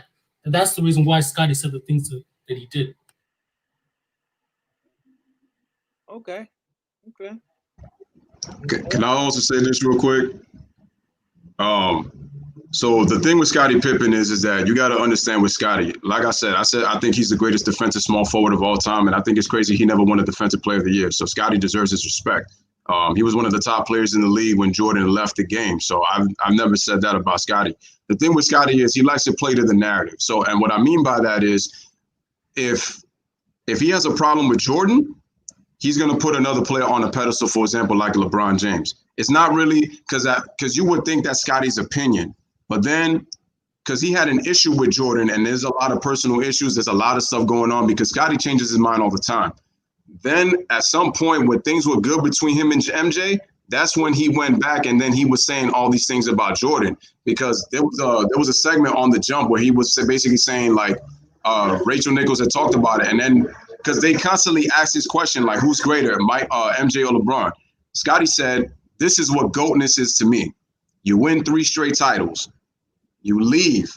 You come back and you win 3 more. That's greatness to me. Now, back in 2011, Scottie was like, LeBron is the greatest offensive player and scorer with force that I've ever seen. Like, I think he's even better than Michael Jordan. A lot of dudes, if you look at the Stephen A. Smiths of the world, who's a frat brother with MJ, like he'll defend MJ to the team, like no matter what. He said right. Scottie Pippen was crazy. He thought Scottie Pippen was crazy. And basically what it is that Scottie is just, it's really more so he's frustrated that he never was able to be successful without MJ, which is why that Scottie at times feels a certain way. I mean, look, you could even go to the point where Scottie was even upset about like how he kind of was portrayed in The Last Dance. When you look at that 94 season, when Scottie was like one of the top 3 players in the game, Scottie was an MVP candidate. Then the playoffs happened. I know about the Hubert Davis call. Look, I'm going to be on record. I'm going to be upfront. That was a bogus call. Like that call should not happen. That was a bogus call. The bottom line is though, Scottie Pippen didn't shoot well in that series. So and it went 7 games. The Bulls could have gotten to the Eastern Conference Finals, but they lost in the second round. Then the next year, Pippen and the Bulls, they weren't as great as they were last year. And they lost Horace Grant in the offseason. So pretty much Scottie and the Bulls, they struggled that next year. And when Michael came back, I'm not making any excuses. He lost to the Magic. Now, they was able to get into the playoffs because I think they won like 13 out of 17. So it was like, they had that go-to score that they needed, coming back. But Jordan made some uncharacteristic things in that series against Orlando. And at the end of the day, Jordan lost. So, you know, that is a stain on him. But how did he respond? Him and Pippen together, they came back. They won 3 straight titles together. But the thing is with Scottie, the closest that he was in 2000 with Portland when they could have knocked off the Lakers. They just didn't shoot the ball well in the fourth quarter. And after that, and also the thing was one other key point, when he teamed up with Charles Barkley and Hakeem Olajuwon in that all season when he went to Houston, he was really frustrated because the offense was different. The offense was more so geared for Hakeem and Chuck because that was a post offense. The way Rudy T coaches is not the same way that Phil Jackson coaches. And if you look at Scottie's game, Scottie really wasn't that great in the half court. Scottie is more of a transition player. He likes to play up and down, and he says that all the time. Now, he got better. I'm not saying that Scottie, you know, is bad in the half court, but he wasn't as great as he could have been.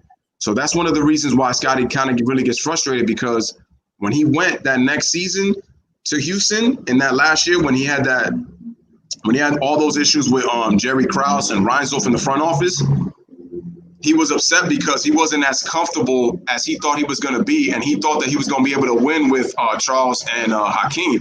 And then once they went up against the Lakers, that was a younger, more talented team. And then he had a shot in Portland when they had like those veteran players that they had, but he couldn't get it done. And then those next couple of years, Scottie really wasn't. He was still making the playoffs, you know, with the Blazers, but they weren't able to make deep playoff runs after that. So that's why Scottie's there's moments where he's always going to hold a grudge against MJ, because he wanted to lead a team to the finals to basically tell Phil and Jordan that he was able to do it without the use of the triangle and without the use of Phil and Michael. It's the reason why Kobe, a lot of times, in a way, he was trying to prove that he could win without Phil. Obviously, that didn't happen. But that's the thing, because it's like Kobe, he didn't want to be known as a second banana. He didn't want to be known as that. And he also didn't want to be known as a guy who couldn't win with Shaq. Because if Kobe did not win titles without Shaq, the narrative was always going to be like that. Kobe won 2 as the leader of his team. Unfortunately, the other 3 he won with Shaq. And Shaq was the better player during that three-peat. So, but that's where Scottie's grudge comes from. And that's why Scottie plays to the narrative. If you listen to Scottie's conversation, he plays to the narrative. And it's always been like that with Scottie. Now, let me just say this about the league saying, well, T-Mac and Magic Johnson said LeBron is better than Jordan. Yeah, Magic Johnson said that shit, but we know why Magic Johnson said that. Because at the time, he was trying to get LeBron James in on the Lakers. But Magic Johnson has universally, even recently said, when they asked him who's the greatest player of all time, he said Michael Jordan, even after he said that statement. And then T-Mac, you're emphatically incorrect, because T-Mac says that he'd rather face LeBron than Kobe or Jordan, meaning LeBron is easier. And T-Mac has cooked LeBron James. And then T-Mac, back on May 27, 2018, because, you know, you seem to be clueless when it comes to all basketball things on the jump, he put an end to the GOAT conversation between Michael Jordan and LeBron, and he said it's not even close. Michael Jordan runs circles and laps around LeBron James. So what are you talking about when you say T-Mac said that? Never said that. Correction. All right, I had to fact check your ass real quick. Yeah. Can I get in this? Yeah, go ahead. So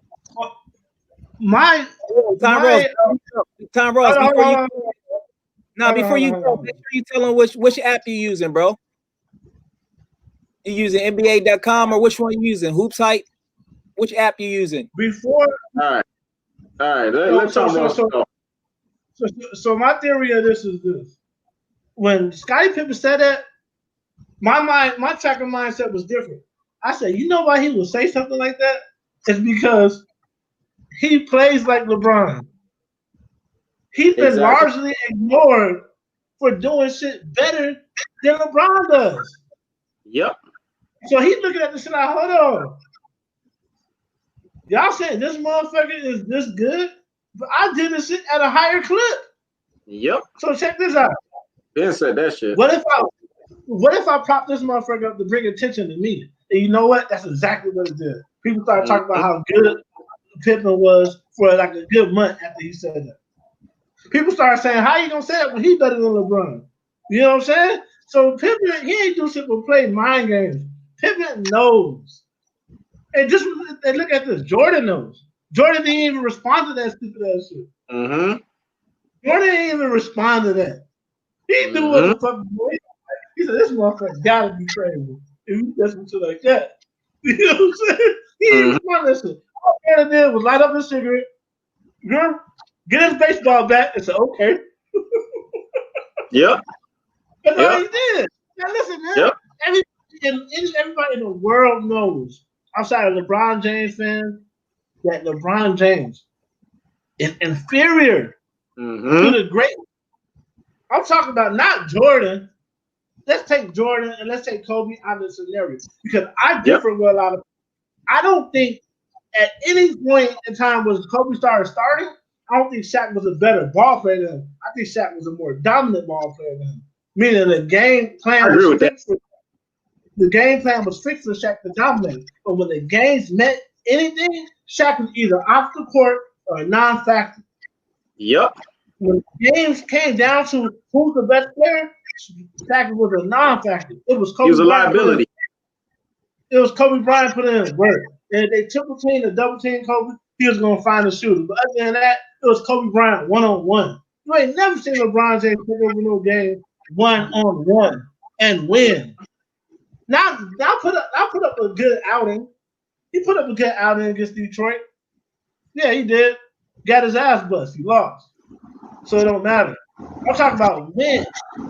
When the Lakers was winning those championships, the championship game wasn't even the finals. The finals was the Western Conference. Everybody know that. Facts. Truth be told, if we talking about the whole conglomerate, if we talking about the whole macro level thinking of the NBA playoffs, Kobe Bryant was by and large the better player between Shaq and Kobe. If you talk about the whole playoffs, I agree with that. 1,000%. Everybody know that because you don't get to no finals if Kobe Bryant ain't busting ass in the Western Conference. Yep. He was killing the Western Conference, Ross, round 1 to round 3. Kobe was lashing that ass up. Yeah. No, that's what I'm talking about. The whole Western Conference. The whole playoff bracket. Listen, Kobe Bryant was the Spurs killers. He's dunking on Tim Duncan and David Robinson ass like it was layups. Easy work. he was the Sacramento Queens killer. Not Shaq. Kobe. Comes to the outside playing the whole game. Listen, man, the type of numbers Kobe's putting up in the Western Conference playoff brackets is ridiculous. And the NBA largely ignore that because they know it's never been done before by a shooting guard in the Western Conference. Yep. Eastern Conference, yep. Western Conference, no shooting guard. Never got off like that. Ever. I'm talking about Kobe would have to put his Shaq ass on his back, man. So don't ever just disrespect that. You know what I'm saying? Now, Shaq was the most dominant player in the finals because Phil would be a goddamn fool to say, "Oh, we're gonna run it through Kobe. We got Big Shaq down low. And can't nobody guard him." Yeah, and he playing against a reject center. He just dump it. Well, we're gonna run it. What's his name? Van Horn. Down low. Horn, dog. We go body Van Horn, little scrawny ass, and we're gonna dominate. Easy work. That'll never mean he's better because the guy that's the best player on the team is the guy that's closing the fucking game. Everybody knows that. Elijah Wan closed the game for the Rockets. We all know that. You know who closed the game for Cleveland? Kyrie. Who closed the game for Cleveland? Closer, Mario Rivera. Kyrie closing the game for Cleveland, man. You know who closing the game for Miami Heat? D-Wade and Boston closing the game for and Ray Allen, dog. Well, listen, man, there's no comparison. LeBron James, all things considered, I'll give you he's a bottom echelon great.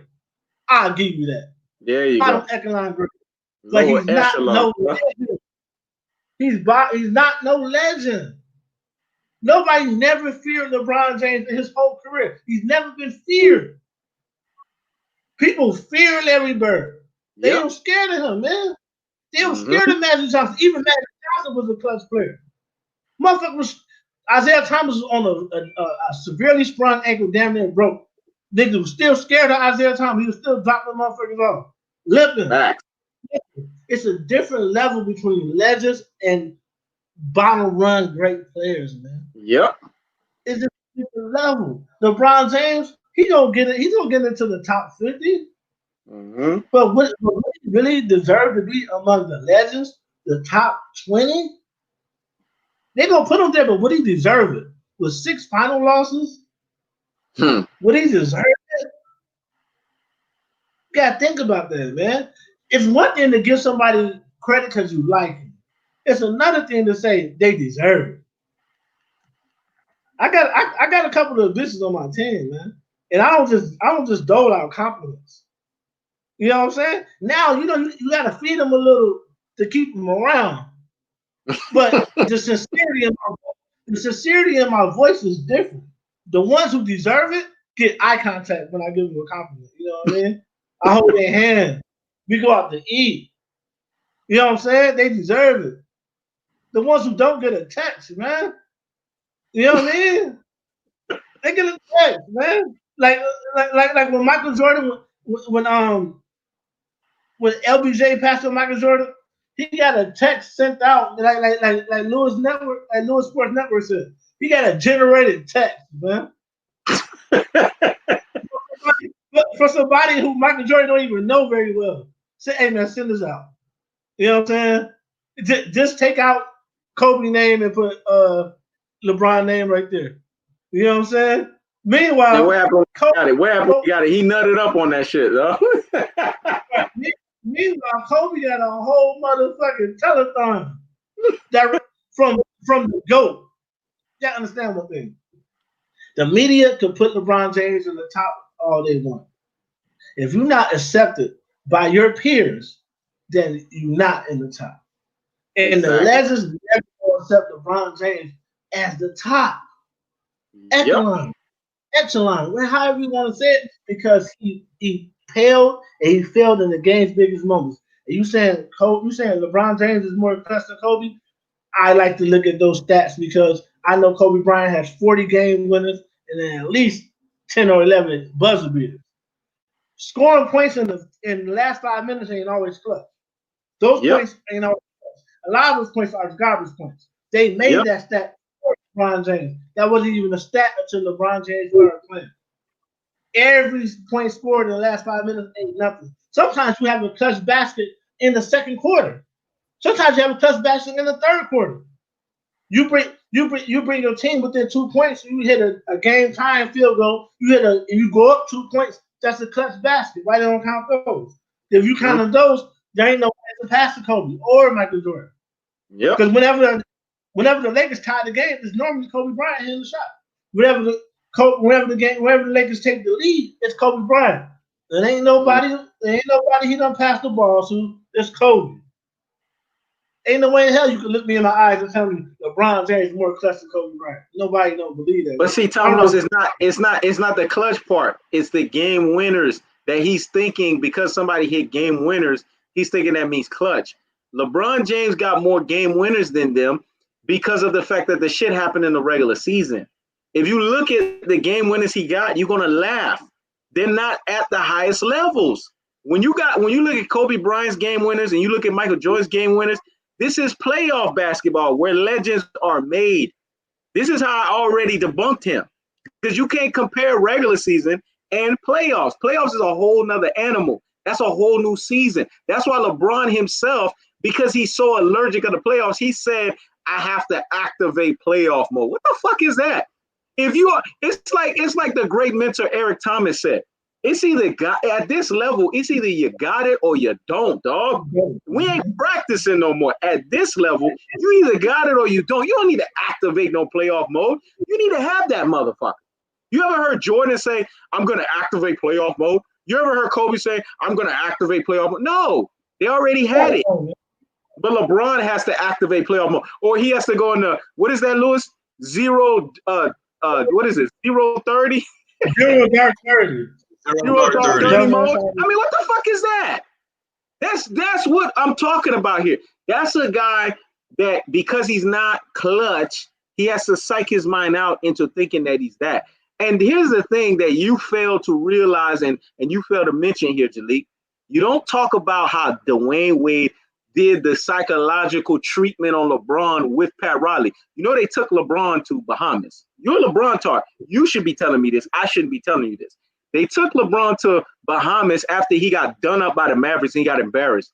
And Dwayne Wade said, okay, we see that your level is not where it needs to be at. Pat Riley was right there saying the same shit too. We see your level is not where it needs to be at, but we're going to help you out. Dwayne Wade did something that I'm still repulsed by the fact that he did it, but he did it nevertheless. You know what?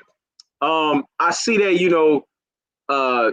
you wasn't feeling some type of way because I was the one anchoring, so I'm going to give you the team. And then all of a sudden, once he did that, Pat Riley then turned around and told LeBron James, look, you know what's lacking in your game? You don't operate down low. As big as you are and the size that you are, you're not using your size to your advantage. This is what I'm talking about when you sit here and say that LeBron never had a Hall of Fame coach. Pat Riley coached him the whole Miami Heat time. Do you know Pat Riley used to call his ass up to the executive room? You know I would know this because I'm from Miami. At the time that the Miami Heat was playing, my ass was in Miami. So I know this shit. He would call his ass up into the executive room to tell him where he was fucking up in games at. So when you say a Hall of Fame coach did not mold LeBron, what the fuck are you talking about with that? Pat Riley, those whole 4 years, was basically chiding LeBron on what he was lacking in his game. Do you not realize that those 4 years that he played with the Miami Heat, and I know Lewis and Tom Ross and Jacob could back me up, those are some of LeBron James' best statistical years from a field goal percentage. Do you know why? Because Pat Riley taught him the fundamentals on how to work down low. LeBron didn't even know that. All LeBron wanted to do was just hold the ball and pass it around and just basically stay there for freaking 23-something minutes. Pat Riley showed him how to play off of the damn ball, something LeBron never understood in basketball, something he was allergic to. Did you even know that as a LeBron tart? I'll wait for that one. Because I bet you didn't even know that.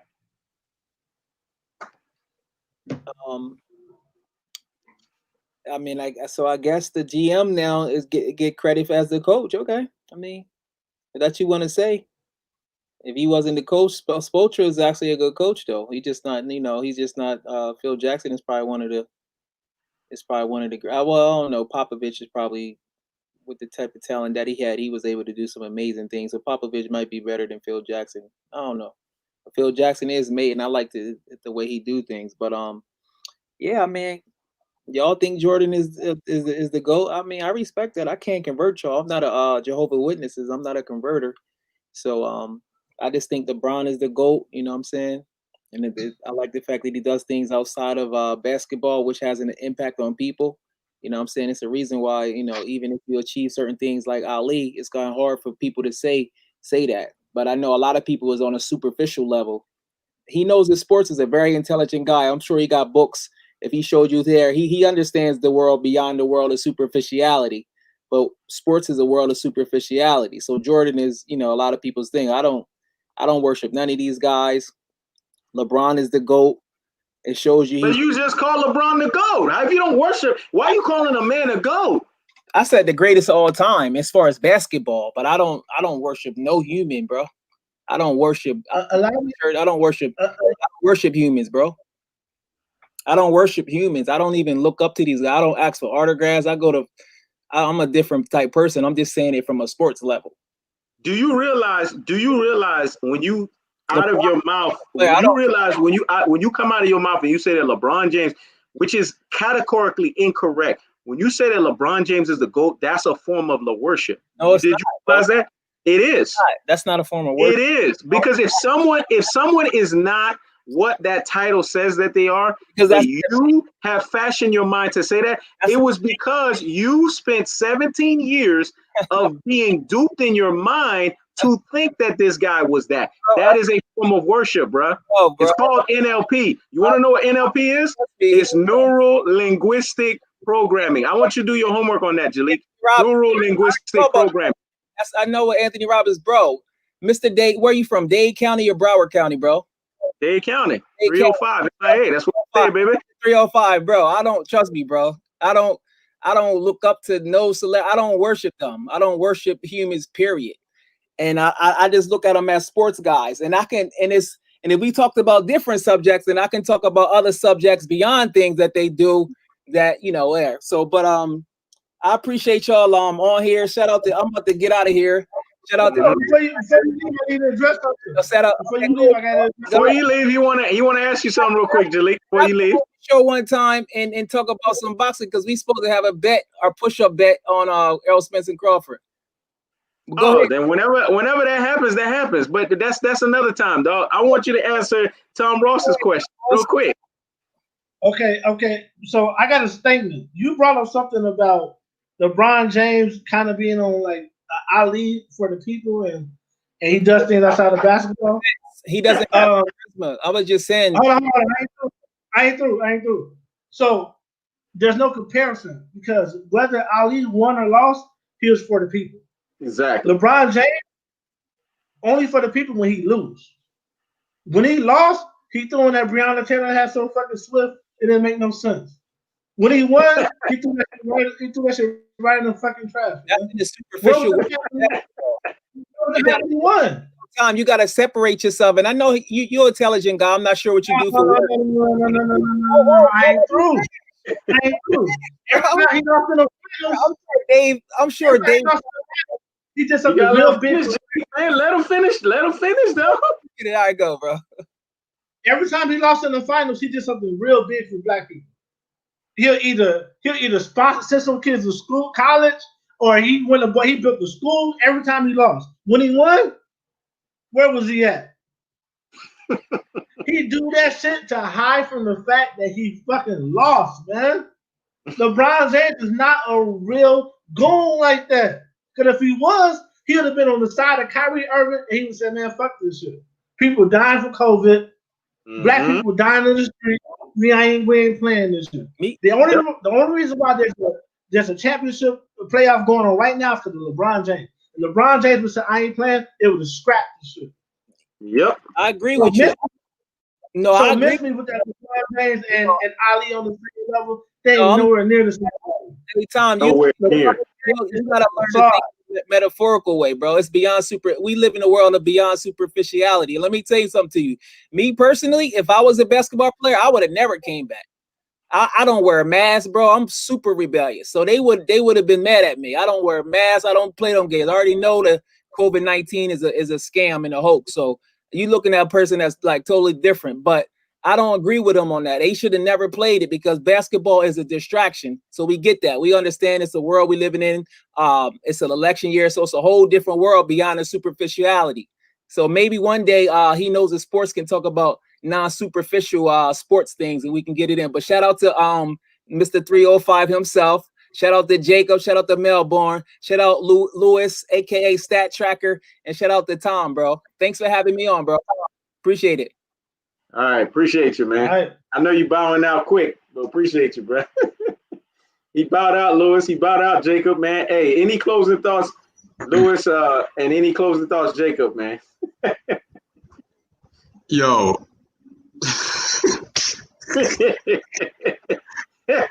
Listen, I respect Jaleel. He's an intelligent brother, but he's just put up a bunch of whole double standard nonsense right now. Like, really, bro? Listen, man. Listen. This is ridiculous. Because LeBron said to himself, he's more than an athlete. Okay? He said he's more than an athlete. There's a reason why he has his HBO show for a reason. When he came out and said he's the greatest player of all time, where did he do it on? Did he go to ESPN? Did he go to Fox Sports 1? The major networks that prop him up to the level that they do. No, he ain't do that. He went on his own with his crew, his camp, and knowing that his fans were going to be watching when he said it was the greatest player of all time. Another thing that he doesn't want to understand is if LeBron is supposed to be better than Michael Jordan, why does he wear the number 23? That's one. Yep. When he said himself that jersey should have been retired. Back when he was in his last year in Cleveland, he said that jersey should have been retired around the league. And Pat Riley retired his jersey in Jordan's last year in the league when he was with the Wizards. Then also, I remember that when he passed, he's been attacking Jordan in the media the last 5 years because again he's looking for Jordan's attention. Again, why is he making Space Jam 2? If he's better than Michael, why is he copying him and doing Space Jam 2? Like, put that into perspective. Acting like if Space Jam 2 is going to be better than Space Jam. I could care less about the movie. My point is that if LeBron is being his own thing, why is he doing Space Jam 2? Why does he wear the number 23? Why is he looking for the approval from Michael Jordan if Jordan's not going to give it to him? Jordan said a long time ago that LeBron has got good skills, but he said that there's things that he still needs to work on if he's going to become among the greatest. He said this even before LeBron was drafted, before LeBron even entered the NBA draft. And the thing is, did you see Shannon Sharp put a damn soliloquy and start crying on national TV when Jordan gave him a congratulations? No, he wanted him to bend the effing knee. On this all crazy appraisal, because the fans of LA, they didn't even give him really a standing ovation. They just give him some half-hearted claps, because when LeBron thought that the media stuff that he was going to get away with in Cleveland, he was going to get away with in LA. And it's like, no, dude, you're not. They're so used to winning. It's like they don't care what you did in the past. They care about what you're going to do now as soon as you get here, because LA's about winning championships. They got 16 in their team history. So you can't come in with that Cleveland stuff talking about that, what you did in the past and making these 8 straight finals. They don't give a damn about that. It's, are you going to deliver championships to LA? Because Kareem, Magic, George Mikan, rest his soul. Like, I'm even going back to the original George Mikan, like when they were the Minneapolis Lakers. I'm taking it even way back. You talking about Jerry West, Will Chamberlain, Magic Johnson, Kobe, Shaq, Whit Powell, all of those guys delivered championships. It may not have happened the first year, but they got it eventually. So my thing is with LeBron is, you got to understand something, bro. If you don't deliver in LA, because it's to the point that now LeBron fans are trying to act like Laker fans, and people don't want to understand this. The real Laker fans know that LeBron, if he don't deliver a title, they're going to come for his neck. They're going to come for his neck. And then the LeBron fans are going to say, who are quote-unquote Laker fans, the same ones who were quote-unquote Miami fans, the same ones who are quote-unquote Cleveland fans are going to say, why you hating on him? Because everywhere he's gone, oh man, LeBron is one. Like you hate him. And the thing is, I'm gonna close it with this point. What you was talking about with Pat Riley and Dwayne Wade, you would think that with the success that LeBron had and what he learned, Kobe Bryant said this about LeBron a while ago. He said, it's so crazy that a guy that's 6 foot, 260 pounds circles himself around the perimeter. I never forgot that quote when he said that. He said, was supposed to be that big and that strong and that fast. For some reason, he circles around the perimeter a lot. And if you look at LeBron's game, he doesn't start inside out. He starts outside in. But how does he do it? He doesn't do it with shooting. He drives to the basket. Another thing, Hakeem Olajuwon, who he said out of his mouth, he said LeBron is a great player. And I've said this on many live streams. He said that LeBron is a great player. But he said Jordan was superior to LeBron. And there was reasons that Hakeem knows that, because he knows about the real. Jordan said that Hakeem would be in his starting 5. That's how much respect Michael's got for Hakeem. But why is it? Because not only are those guys great players, but they're great skill players. See, those guys are skilled. And my thing is, LeBron, you learned from Hakeem. Kobe, the thing is, as great as Kobe was, Kobe wanted to learn more, and he wanted to learn how Hakeem got his footwork in the post. It's the same thing when LeBron went down there in his post, when he was also trying to help Dwight Howard, even though Dwight Howard showed that he was just too slow-footed and he just relied on athleticism, which is a reason why, as great athletically as Dwight was, he reached his ceiling when he was in Orlando, to be honest with you. His ceiling was Orlando. After that, he just went down the drain. And my thing is, when he went back to Cleveland, he went back to the LeBron system, because they let him do his LeBron system because Wade realized he couldn't play off the ball. Eric Spoelstra realized he couldn't play off the ball. Pat Riley, he's already seen the greats. He's coached greats. He realized that LeBron could not play off the ball. So he told him to get in the post. And if you look at LeBron's post game, what he really does in the post is he'll spin off a guy to lay the ball in the basket. I've seen all the LeBron games.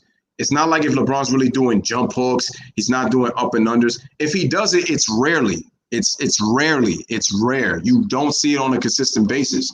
And the thing is also, LeBron really doesn't even have a go-to move, even at this point in his career in year 17. As great as LeBron is, man, the bottom line is, when he went back to Cleveland, he went back to that LeBron system nonsense. And I'm like, so what that told me is you didn't learn anything from Miami that helped you get the success that you have. Those efficient seasons that LeBron was having when he was a beast in those few seasons in Miami, when his field goal percentage was high, taking less shots, it was because, again, he played. It wasn't just the fact that he got to play a LeBron system. He got to play in a team system because Miami Heat are about team. Eric Spoelstra may have not won a championship, but his team stayed competitive. That tells you how great Eric Spoelstra is. And LeBron would have had his Hall of Fame coach had he stood long enough in Miami. He just did not do that. And I'm going to close it with that. Yeah. Go ahead, Jacob. What you got to say, brother? Yeah. And the great quotes from Michael Jordan, some interview was like, what is your impression of LeBron James as a basketball player? And MJ's like, who? He's still playing? That guy? You know, remember that? Like it was during that 2019 All-Star game. Mm-hmm. So that's all. And that's all I gotta say. Yeah, also I agree. When LeBron was in Miami, he was shooting high field goal percentages. He shot over 50% during those 4 years in Miami. Averaging like over 26 points. So when LeBron actually got to Miami, he actually increased his field goal percentage. And I don't think the Heat get enough credit for actually developing LeBron because they actually had a system, See, in the NBA, it's all about chemistry and what systems you play, Kobe, MJ, KD, Kawhi, even though these guys were great players, they maximized their potential and their talents by playing in a system where they were playing with other good players, that maximized their level of play. And LeBron, he's so much of a narcissist that he doesn't want to listen. That he doesn't want to play under a great coach like Greg Popovich or Phil Jackson. Just imagine if he was in that San Antonio system, playing under Greg Popovich. And Greg Popovich doesn't get enough credit by developing non-talented players. He gets players out of the G League. Could you imagine what he would have done with a guy like LeBron if he was willing to learn? Even though he was in Miami. So LeBron has had many times in his career where he could have played under great coaches, but he didn't want to, and look at his career right now, and he knows we always talk about this guy every single time, man. Like, I don't think we give other NBA players the benefit of the doubt by bringing their name up in these live streams, because I think there's a lot of other great players, and when you say that LeBron, that the media is going to chew him out, because I know that you always bring up LeBron to counteract the mainstream media, because they always bring up his name. So I can see why you always bring up his name in the live streams. But I think, so as soon as the media is done with him after he wins his fourth ring, there's a lot of great players that we need to talk about. So that's all I got to say. Shout out to Tomrosstv for bringing that fire content. Shout out to Louissportsnetwork for coming on. Shout out to Jalik for coming on by taking the ass with him from all five of us. Shout out to Anthony L for coming on the live stream. And shout out to Richy. I hope he's doing well, because I know that, damn, that car crash is not good. So I hope he's doing well and he comes back next time. And shout out to everybody in the chat, by, giving, there's so many funny comments in the chat, man. Everyone's hilarious. So yeah, I had a great live stream, bro. Man, salute to everyone. Salute to Tom Ross. Salute to Lewis. Salute to Jacob Lonewolf, man. Hey, this 2 days in a row. I appreciate you guys coming in and doing this, man, because it was a lot of moving parts. I appreciate everyone that showed up and showed out.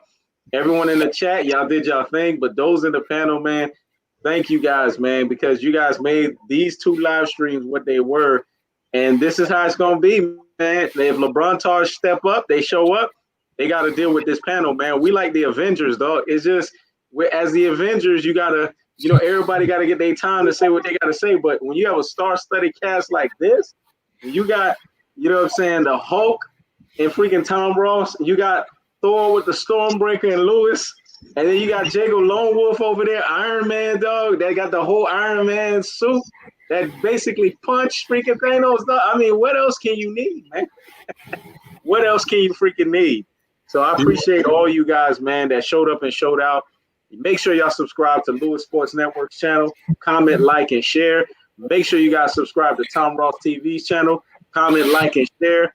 Make sure you guys go ahead and check out Jacob Lonewolf's channel, Wealth Dreamers. Subscribe to that brother's channel. Comment, like, and share. Make sure you guys that are new to the platform, subscribe, comment, like, and share. Don't super chats are welcome. Cash apps are welcome. The banners below. Louis, you got anything else you want to say before we close? Yeah, real quick. Obviously, salute to He Knows. Continue to bring that heat, that fire. Tom Ross, separating the weak from the strong as he always does, man. Jacob Lonewolf, salute to you. Anthony, onto the chat. Just real quick before we close. I just saw this little article because, Jalik is talking about everywhere they leave. Real quick, just real quick. It said, this is back in 2014, June 5th, this is NBA Finals. LeBron James is, and I want Jalik to hear this on the open end for when they play the replay. LeBron James isn't the only reason Miami's offense is great. The type of offense they play is the pace and space offense. Off-ball movement, forcing defenders to pick their poison. And it says that Eric Spoelstra got his offense from Coach Chip Kelly. Chip Kelly, who used to coach the Eagles and also he coached the University of Oregon. They called it the pace and space offensive philosophy, where it says they have elite floor spacing. Isn't that how LeBron's offense is played out? You have to have spacing when he doesn't really have the skill set. I just wanted to point that out because it's pace and space. They play off of pace and transition, and they space the floor, and they got players cutting, and they move without the ball, off-ball movement. So to say that he's the system and all that, he is. But I just wanted to hear you how LeBron got his success. That's why his field goal percentages are high. Anyway, just wanted to mention that point. Salute to everybody. That's basically what Louis is trying to say. And so we can close is Louis is basically saying that it wasn't LeBron that was the reason why the Miami was successful. It was the coaching. That's that napalm right there, though. Hey, man, appreciate you guys, man. Next week, we're going to show up and show out. I think there's a new dude. I'm going to already give you guys his name, Dawsey Smith. I think he's covertly operating as Wassett because the comments that I'm getting from him, it kind of is mimicking Wassett in a lot of ways, but he's next up on the plate. So I'm going to coordinate something because he said he want that free smoke. I'm going to coordinate something to get his ass on because that's what we got to do. We got to smoke these LeBron tars, man. We got to set a new standard. Bring their ass up, smoke their ass, and send them freaking packing, dog. So that way we can show to the world they are what they are, LeBron tars, man. I appreciate everyone that showed up and showed out. Louis, thank you. Jacob Lonewolf, thank you. Tomrosstv, thank you. Everyone in the chat, thank you. Y'all have a great TGIF Friday. Peace. Peace.